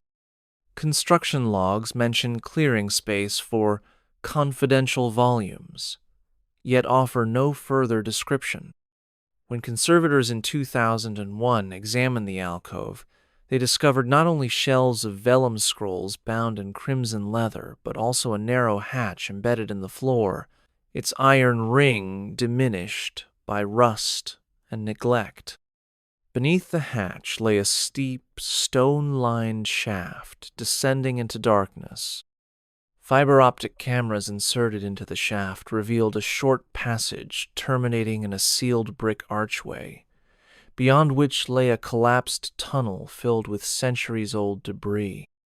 Radiocarbon samples taken from wooden battens in the shaft date them to the early 18th century, indicating that the space was created during the reign of Clement XI.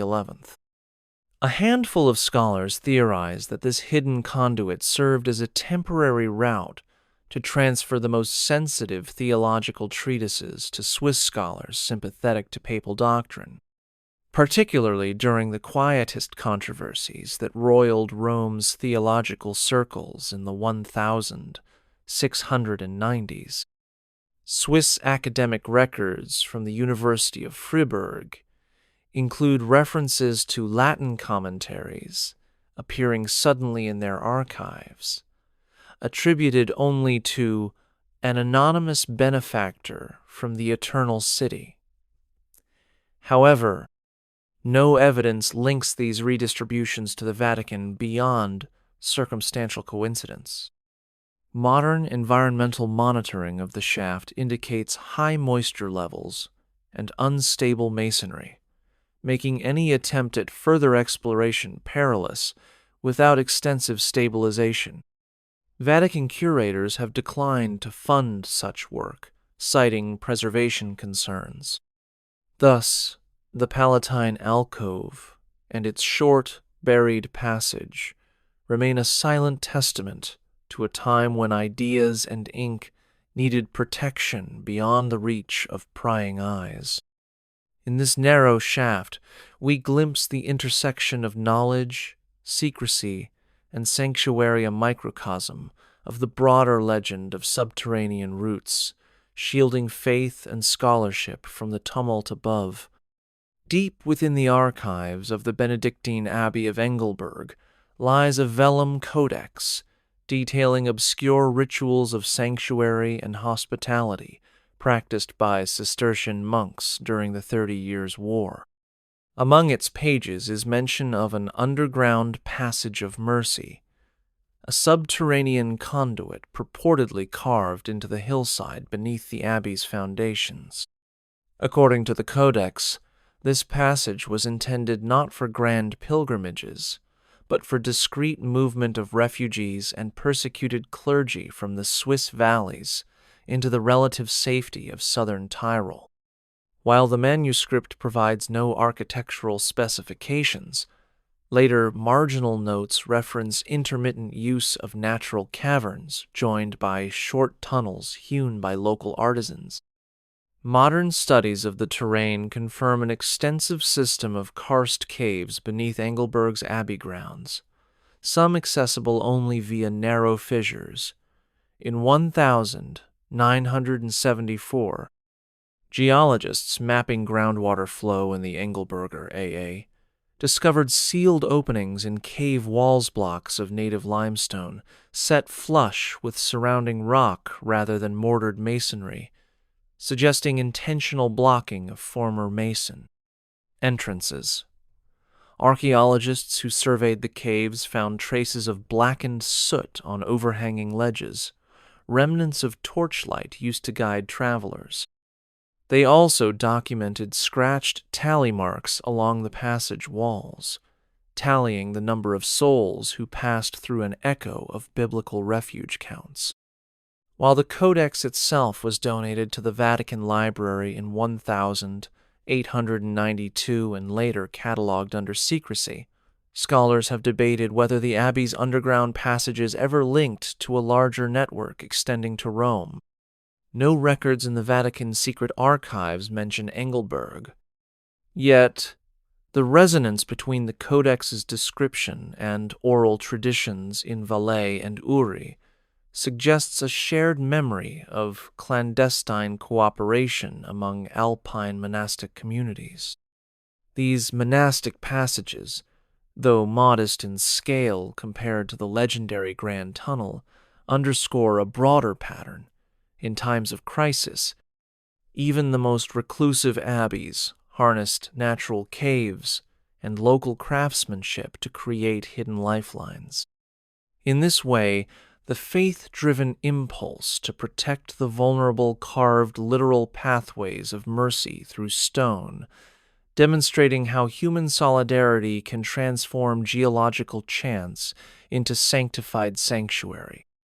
The border village of Chiavenna, nestled where the Mera River threads through granite gorges, served as a nexus for Alpine trade and, some believe, secret Vatican channels. In the 17th century, the town's council of elders is rumored to have maintained discreet couriers who ferried sensitive dispatches and small reliquaries between Rome and Swiss cantons. A 1,654 note in Chiavenna's town ledger references an unrecorded payment to Giovanni Stranieri, young strangers tasked with transporting concerns of the Holy See. While the ledger omits any mention of tunnels, local topography offers natural routes, steep mule paths carved into cliff faces, hidden plateaus accessible only by narrow ledges, and collapsed mine galleries repurposed as covert pathways. In 1899, a landslide exposed a bricked-over opening in a riverside cliff, revealing a short stone vestibule leading into a damp chamber. Archaeologists documented fragments of wooden crates stamped with a papal seal, now held at the Museo Storico di Chiavenna, yet no connecting passage was found. Cartographic analysis of 18th-century Swiss military maps shows unlabeled footpaths descending from Chiavenna toward Prosto, then ascending via the Splugen pass routes that could facilitate rapid overland courier travel under the guise of merchant caravans. Oral testimonies, collected in the 1980s from local shepherds, tell of hushed movements at dawn, cloaked figures emerging from hidden cracks in the cliff, bearing sealed casks and leather pouches. These stories align with Vatican correspondence mentioning trusted travelers who arrived unannounced at papal audiences, though no official travel logs record their names. While no direct subsurface link between Chiavenna and Vatican City has been documented, the convergence of natural terrain, historic trade networks, and anecdotal evidence underscores the creative use of landscape to forge clandestine connections. In the interplay of mule tracks, hidden caverns, and human will, the border village emerges as a microcosm of how geography and ingenuity combined to bridge Rome and the Swiss Alps, albeit not through a single grand tunnel, but through a patchwork of covert passages woven into the living landscape. Amid the jagged ridges of the Gotthard Massif lies the Hospental Valley, long traversed by pilgrims on their way to Rome. In the 17th century, local guidebooks mention a hidden chapel carved into the mountain's flank, where weary travelers could rest and receive last rites before continuing their journey. While no physical trace of the chapel remains today, a handful of carved niches in the mountain's limestone walls, recently documented by Alpine archaeologist, bear faint fresco fragments depicting St. Peter holding keys, an iconographic nod to the papacy. Oral traditions among Hospental elders tell of small groups entering a concealed door behind the altar, descending narrow steps into a vaulted crypt where tablets inscribed with Latin prayers lay stacked on stone shelves.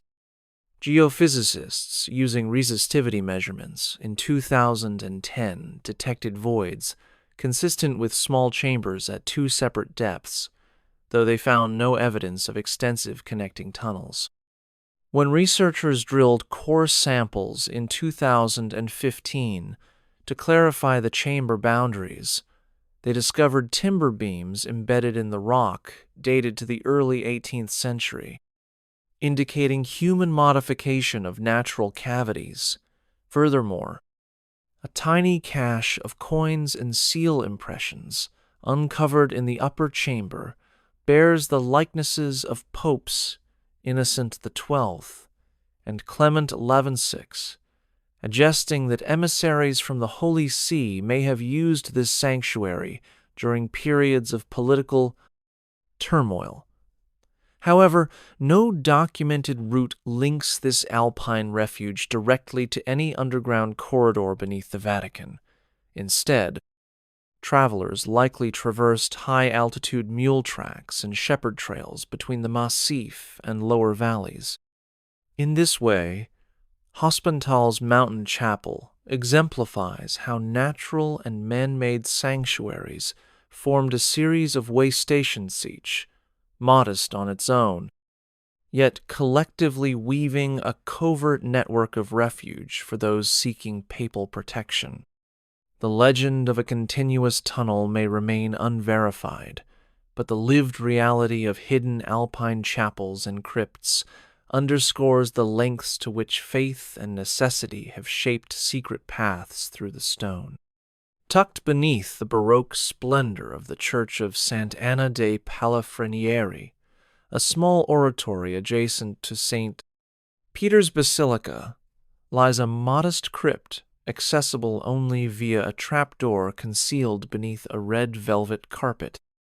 Historical notes in the church's construction ledger from 1565 indicate that Pope Pius IV commissioned hidden vaults for the storage of devotional items, yet the entries offer no further explanation. In 1978, during routine maintenance, workers disturbed the trapdoor while replacing the carpet, revealing a stone staircase descending into a dimly lit chamber. Conservationists who documented the find described narrow walls, lined with carved niches large enough to hold relic container sand, a central alcove bearing a faded inscription, Sub Umbra Petri, or Under Peter's Shadow.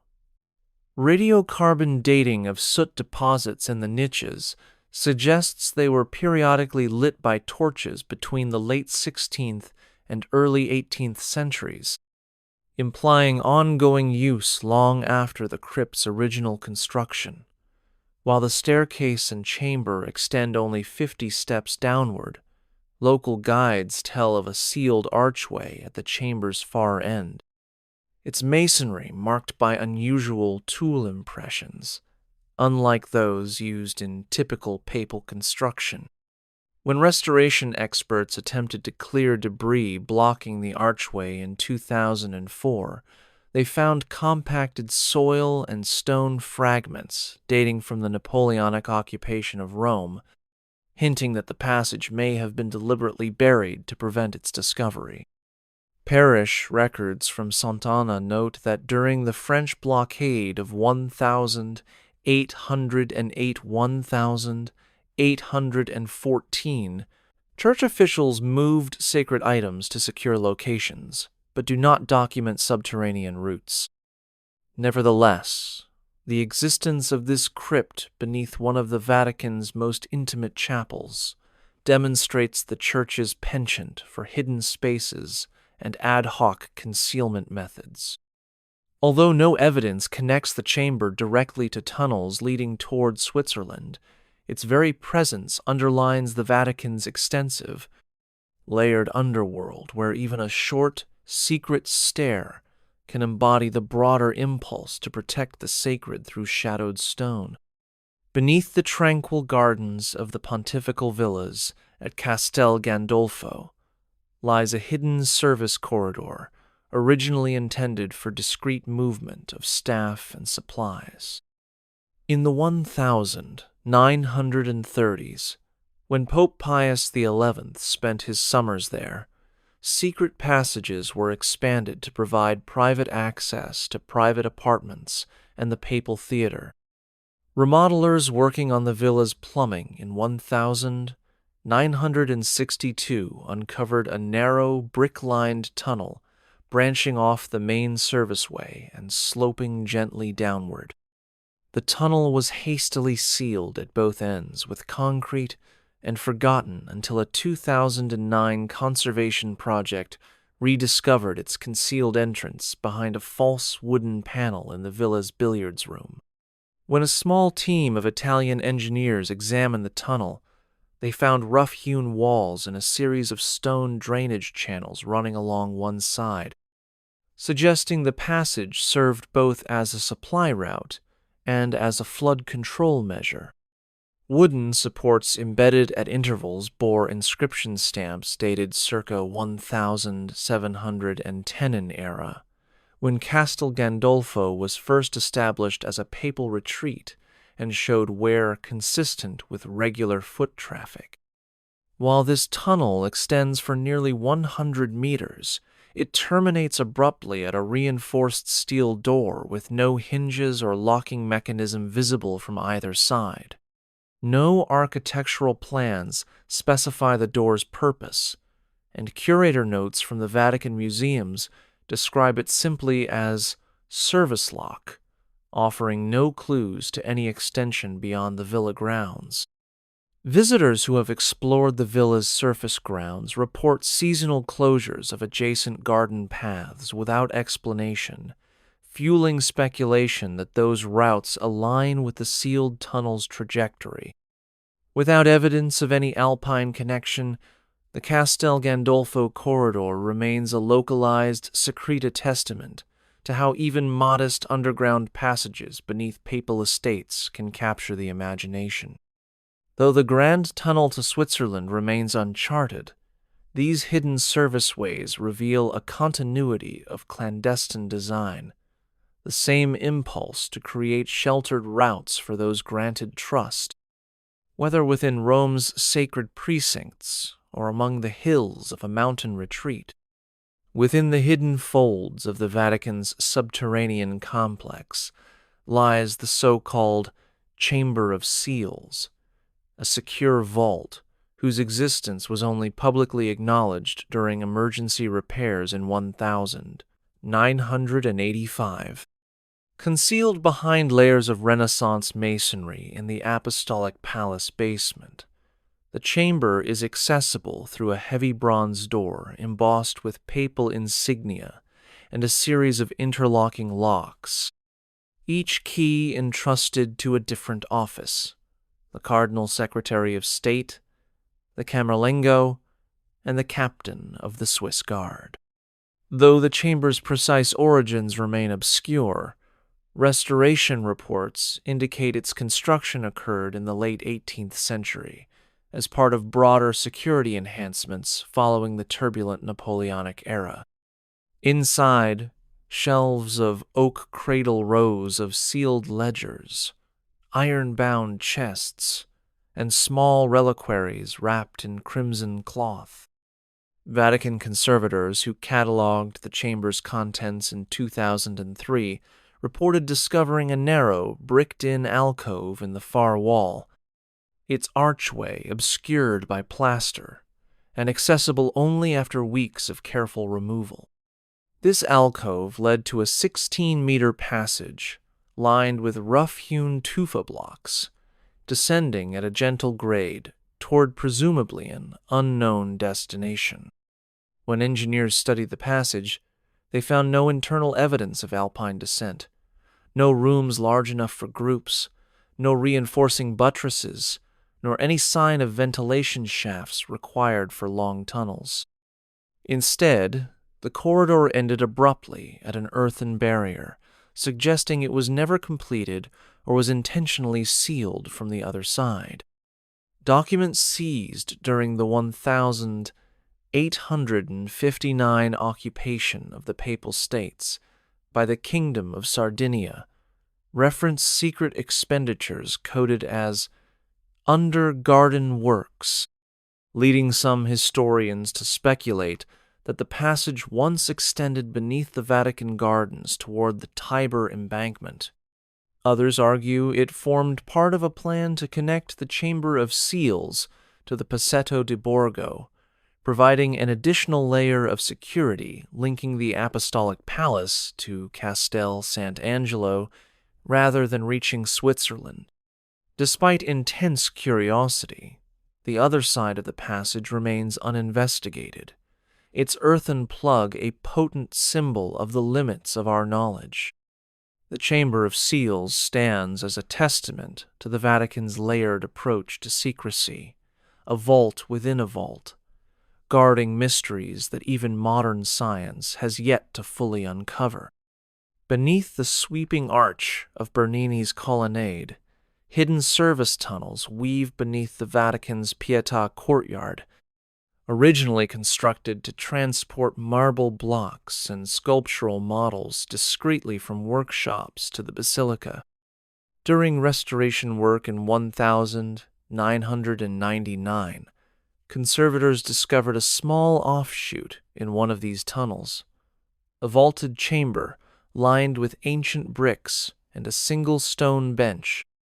Inside lay a rusted iron chest bearing a crest that combined papal keys with a Swiss shield, its provenance unrecorded in any ledger. Radiocarbon dating of organic remnants, likely from leather straps, places its ceiling in the early 1800s, amid fears that Napoleon's forces might seize sacred art. The chest's contents remain classified, but rumors suggest it contained vital Vatican documents or small relics moved for protection. Beyond this chamber, the tunnel continues for an additional 30 meters before terminating in a bricked wall approximately half a meter thick. No structural evidence supports an extension towards Switzerland. Instead, the passage aligns directly with the basilica's western foundations. Vatican engineers who opened the bricked wall in 2002 found only rubble and earth, indicating the corridor was either intentionally sealed or never completed. Historical accounts from the mid-19th century mention secret workshops beneath the colonnade, used to craft devotional objects away from public view, but never imply transit beyond the basilica precinct. The discovery of the iron chest suggests that these tunnels served multiple covert functions, both as artisan routes and as emergency sanctuaries for treasures demonstrating the Vatican's layered approach to safeguarding its material, institutional heritage. though the idea of a continuous Alpine passage remains unverified. The Pietà courtyard tunnels and their hidden offshoots remind us that beneath even the most celebrated public spaces of the Holy See lie shadowed chambers whose purposes defy simple cataloging. Their silent bricks bear witness to centuries of quiet ingenuity in protecting faith's most precious symbols. In a secluded chamber beneath the Vatican Apostolic Library, hidden behind rows of papyrus and parchment, rests an experimental printing press installed during the pontificate of Pius VII in the early 19th century. Librarian logs from 1813 note its arrival, detailing the purchase of specialized typefaces resembling early Helvetica and Roman stone letters. According to workshop notes, the press served to produce discreet pamphlet extracts on papal decrees, private encyclicals, and coded bulletins intended for distribution to allied clergy in Europe. A narrow hatch in the floor provided access for couriers to retrieve printed materials without traversing the public corridors.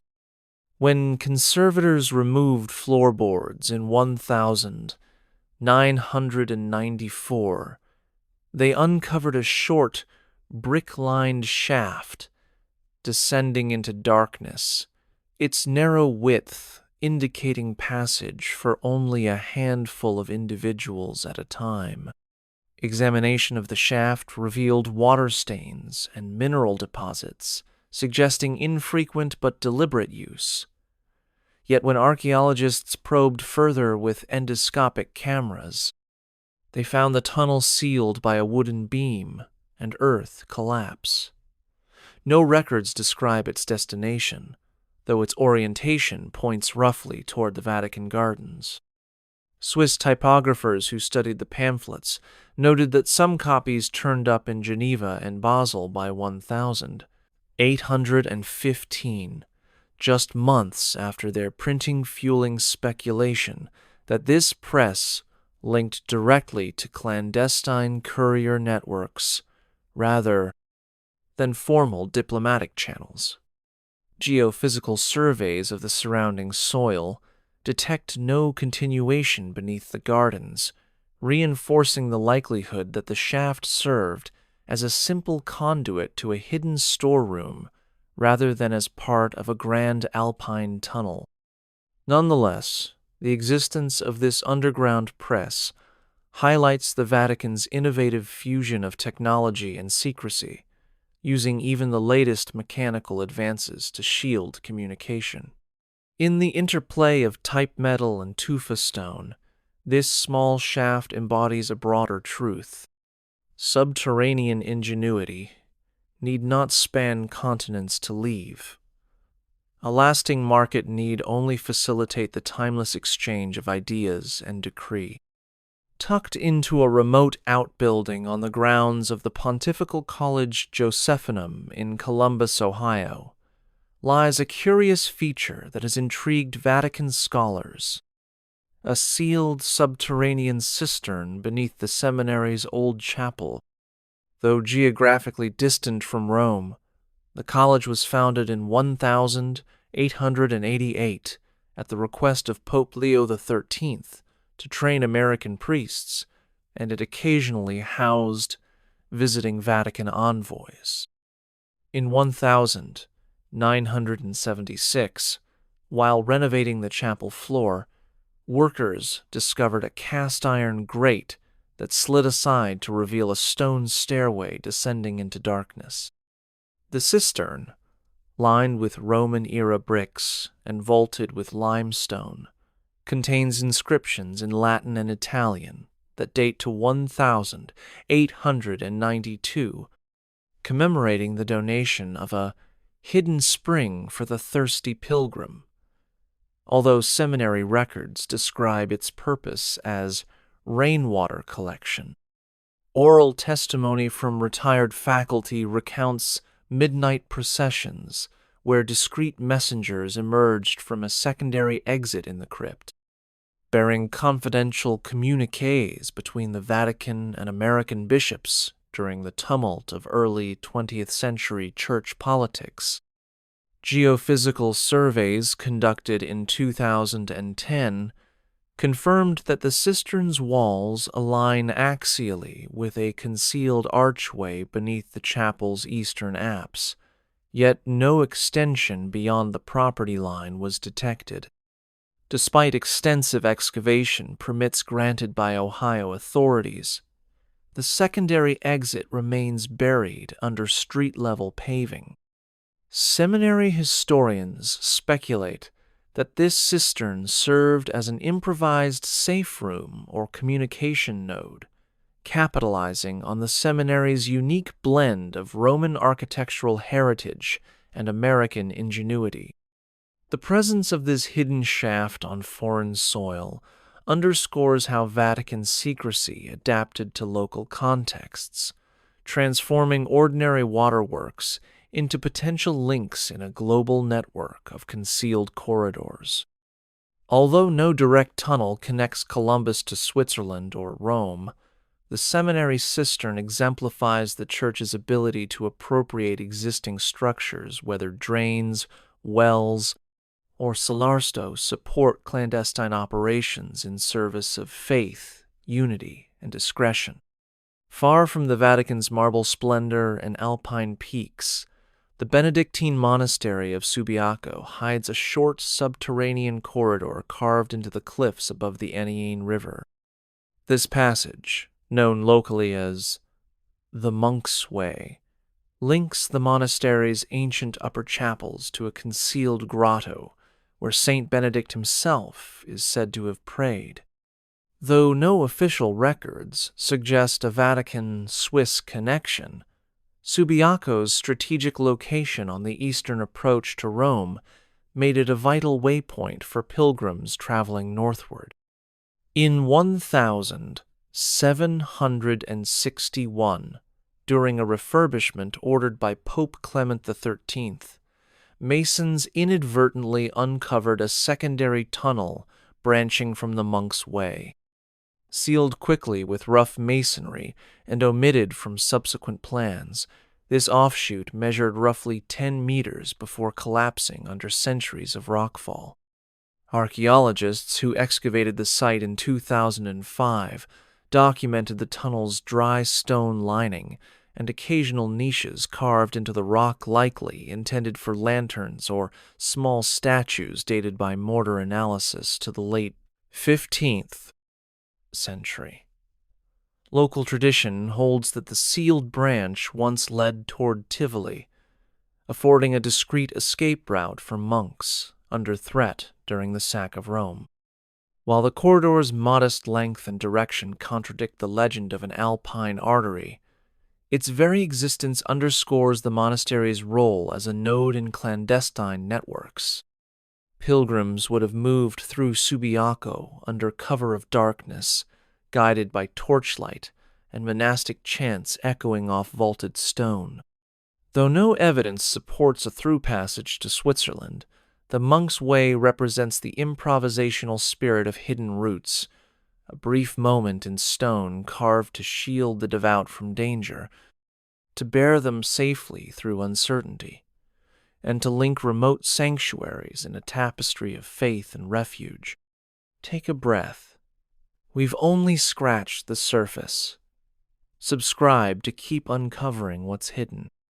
At the heart of Rome's Collegio Romano, once the seat of Jesuit education and scholarship, lies an overlooked remnant of the novitiate's underground environment, a narrow, vaulted corridor hidden behind a false bookcase in the ancient philosophy hall. 18th century construction records of the Collegio document the enlargement of lecture rooms and the installation of heating ducts, yet they omit any reference to the corridor's creation. When modern restorers replaced warped floorboards in 2012, they noticed a subtle drop in the subfloor, leading to the discovery of a trapdoor under the lectern. Below lay a 6-meter passage lined with roughly hewn tufa blocks. Its ceiling, supported by oak beams, carved with Jesuit emblems, and the date Anno Domini 1723. The passage narrowed beyond the initial stretch and appeared to end in a compact, crypt-like niche, its arched entrance deliberately sealed with brickwork that bore no practical function for heating or plumbing. Conservationists surmise that the corridor may have served as an emergency retreat for Jesuit scholars during periods of persecution, perhaps during the brief suppression of the Society of Jesus in 1773. Pilgrims and clerics passing through Rome on clandestine missions to and from the Vatican would have found refuge in the Collegio's hidden spaces, using discreet entrance points to avoid public scrutiny. Geophysical surveys have confirmed no extension beyond the Collegio walls, suggesting the passage was intended for localized concealment rather than long-distance travel.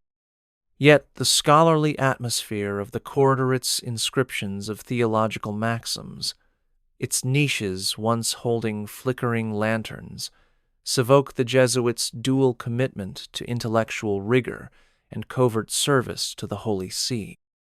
This modest underground annex, though unconnected to Alpine passes or Swiss refuges, encapsulates the broader tradition of using hidden architecture to advance religious, educational, and political objectives under the watchful gaze of an ever-shifting world. In a vault deep beneath the Apostolic Palace lies the Vatican's collection of ceremonial keys-massive iron artifacts, stamped with papal insignia that once locked and unlocked the city's most secure doors.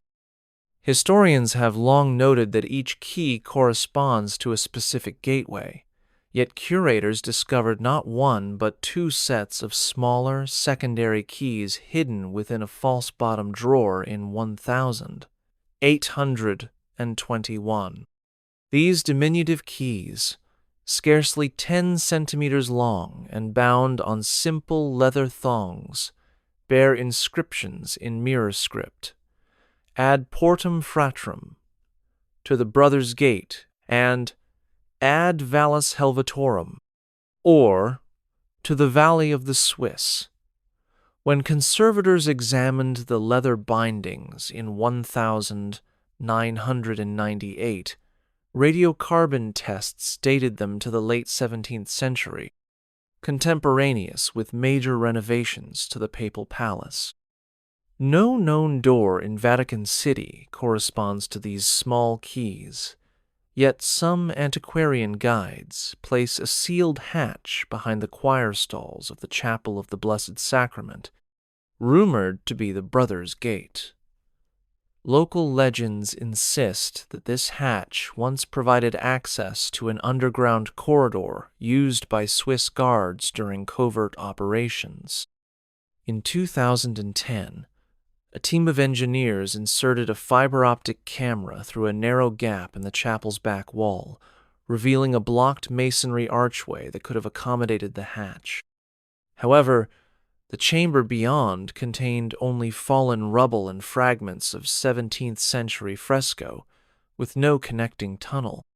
Archivists searching for records of Ad vallis Helvetorum found only a single ledger entry marked Franciscus H., an anonymous donor who funded extraordinary locksmith services in 1692. Some scholars interpret this as payment for specialized key fabrication intended for secret uses. Despite exhaustive searches of Vatican blueprints and Swiss border fortifications, no underground passage has been corroborated. The existence of these cryptic keys, nonetheless, testifies to an era when locks and keys served not merely as tools of security, but as symbols of privileged access, evoking a hidden world of corridors where a select few held the power to open or seal the gates between Rome and the distant Alps. In the cool morning air of a Swiss forest near the remote village of Bosco Gurin, hikers stumbled upon the moss-covered entrance to what appeared at first to be an abandoned mining shaft. Local legend held that during the Counter-Reformation, Jesuit missionaries used woodland retreats to evade imperial authorities and covertly ferry theological texts to sympathetic clergy in Rome. In 2002, archaeologists from the University of Zurich investigated the shaft, finding hand-cut stone steps descending into a vaulted chamber hewn directly into the schist bedrock. Within the chamber, soot-blackened walls bore Latin inscriptions, fragments of psalms, and prayers etched by candlelight. Further exploration revealed narrow side alcoves, each large enough to hold a single monk or scholar in concealment. While no direct documentary link connects this forest hideaway to the Vatican, the chamber's construction bears striking resemblance to clandestine crypts beneath Roman churches. The same rounded vaults, roughly squared stone blocks, and simple buttressing arches. Portable lamp brackets set into the walls match ironwork found in hidden corridors under the Apostolic Palace, as confirmed by metallurgical analysis.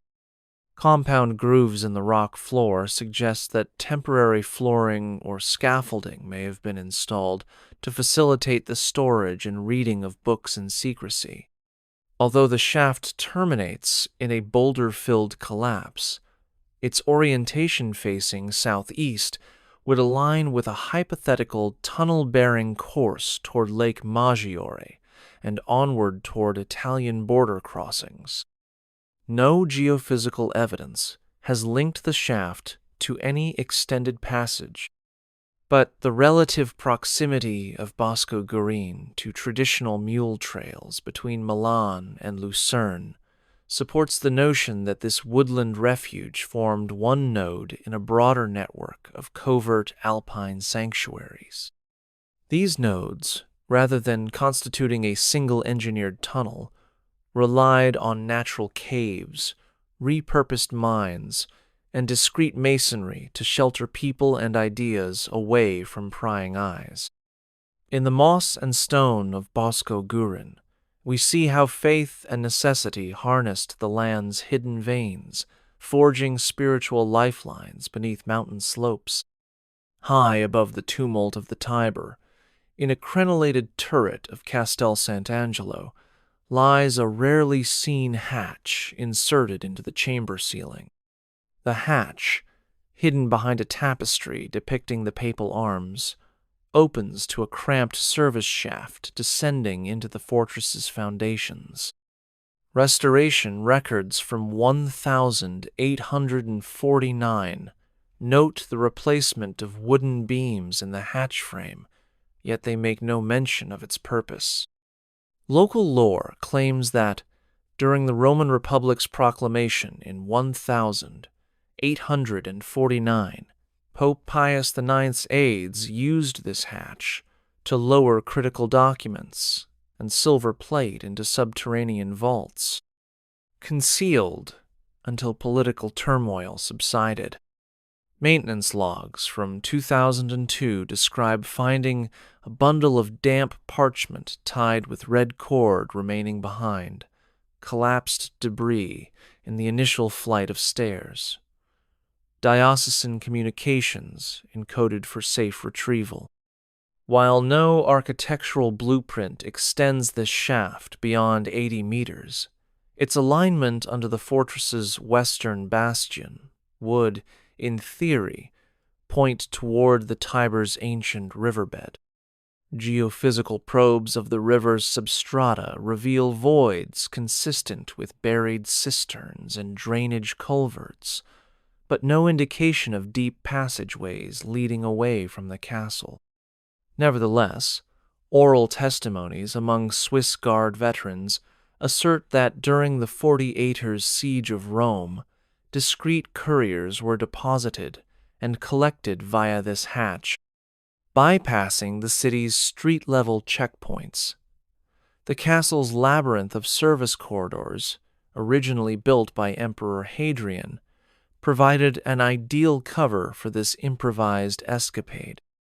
Though the hatch of Sant'Angelo remains a localized mechanism rather than a link to Switzerland, it exemplifies how adaptive architecture can transform ordinary utility features into escape routes under duress.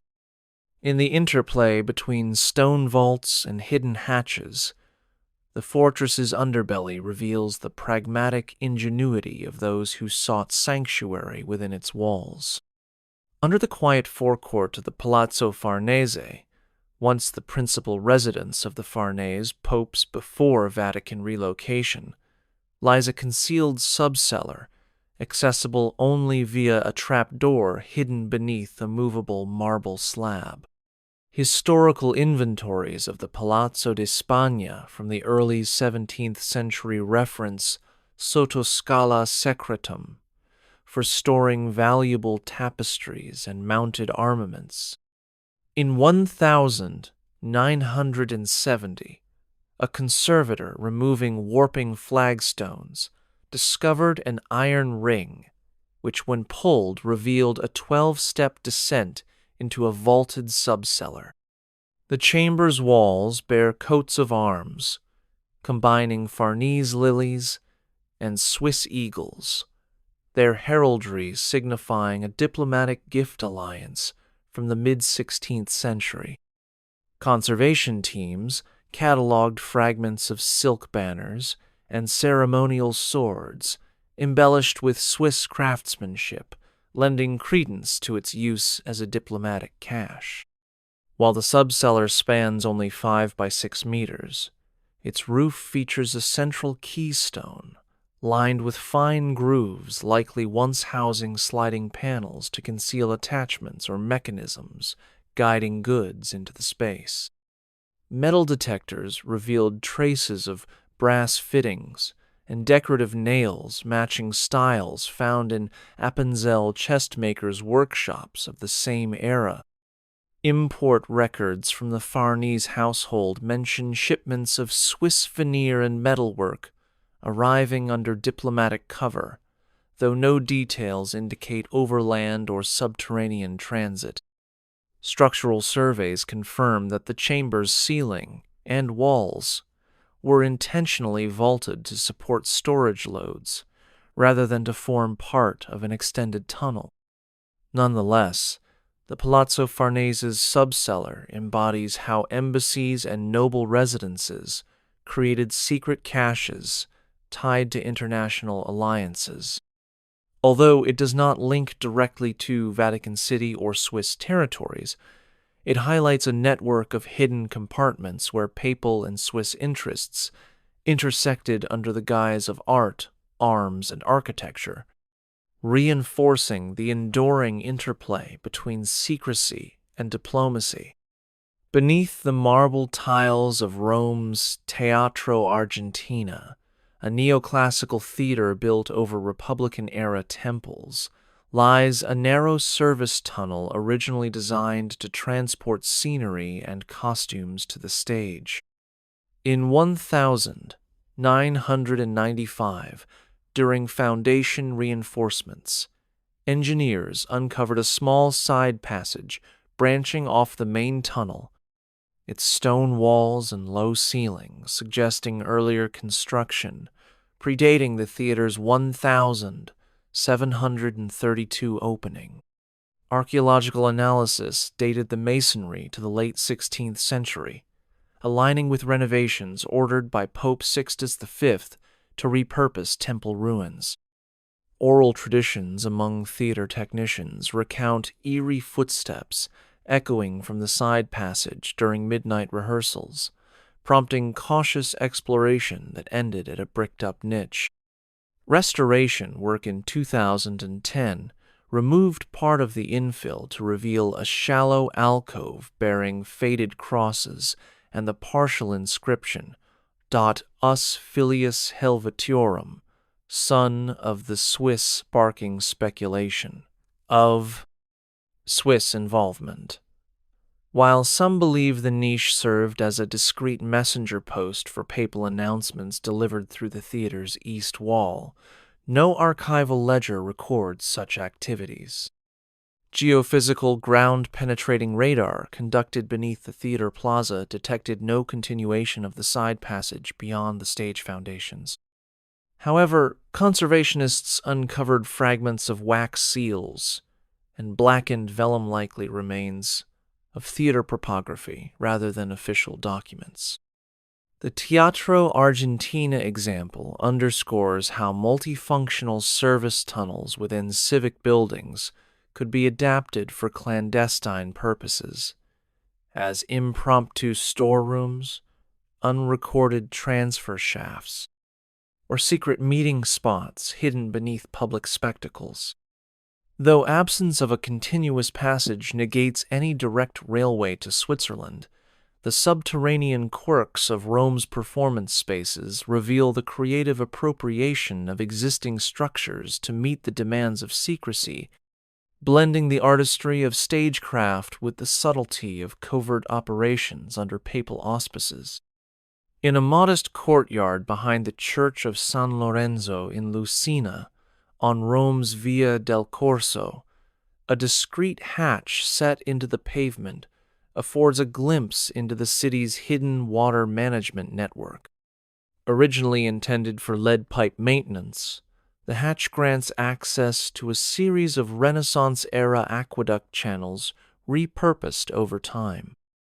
When city engineers opened the hatch in 2008 to inspect repairs, they discovered that one channel segment had been deliberately widened and reinforced with brickwork features inconsistent with typical hydraulic needs.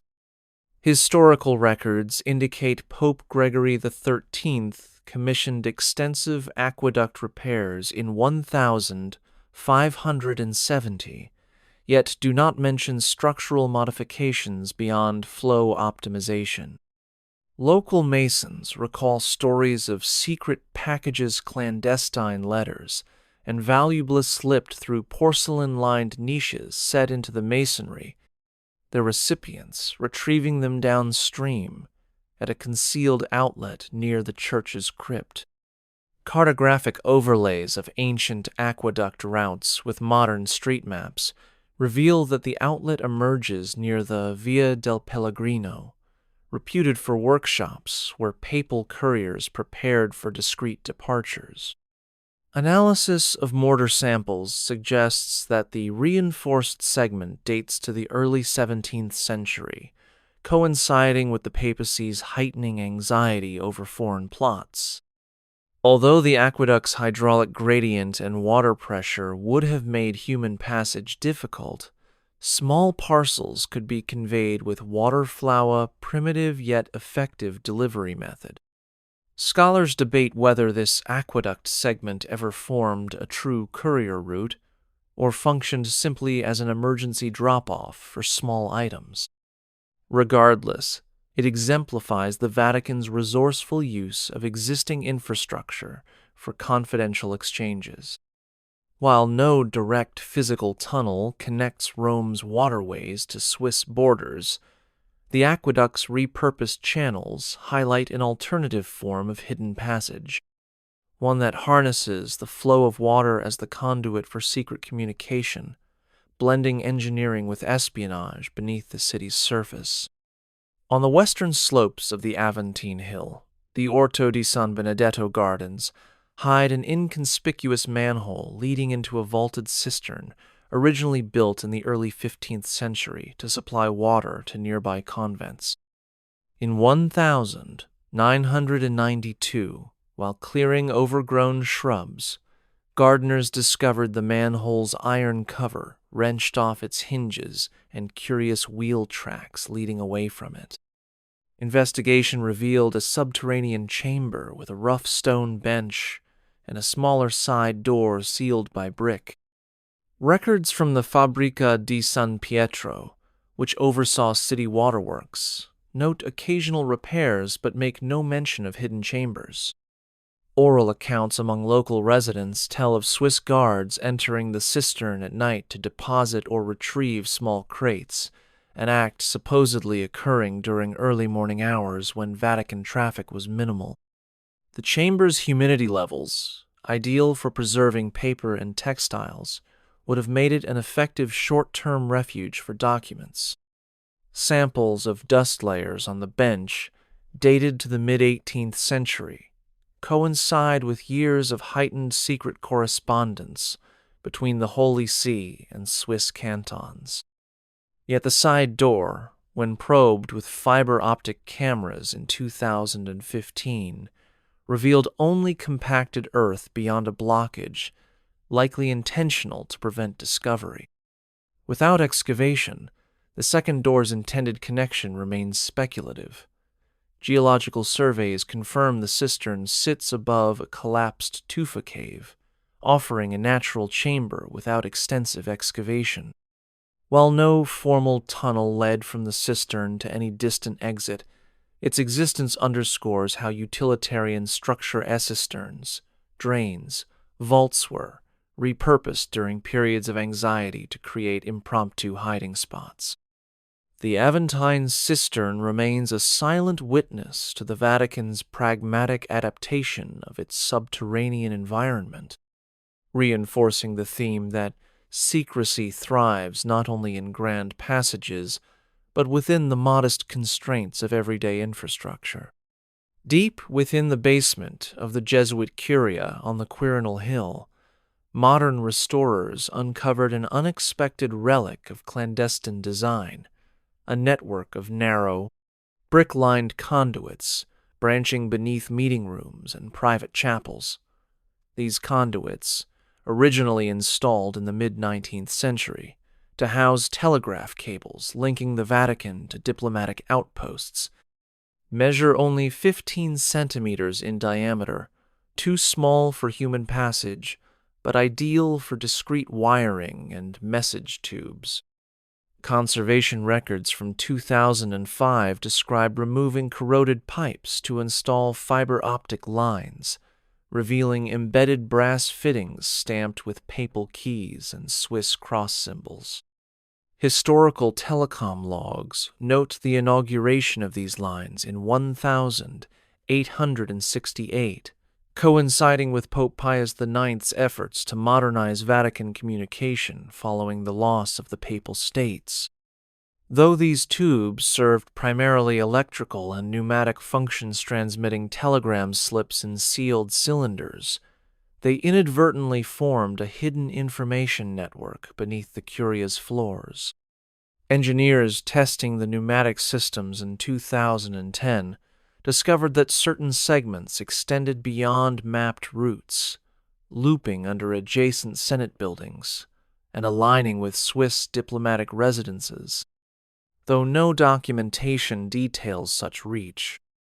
The conduit's diameter precludes passage of persons, yet their alignment suggests an intelligence network, leveraging cutting-edge technology of the era, coupled with a penchant for secrecy.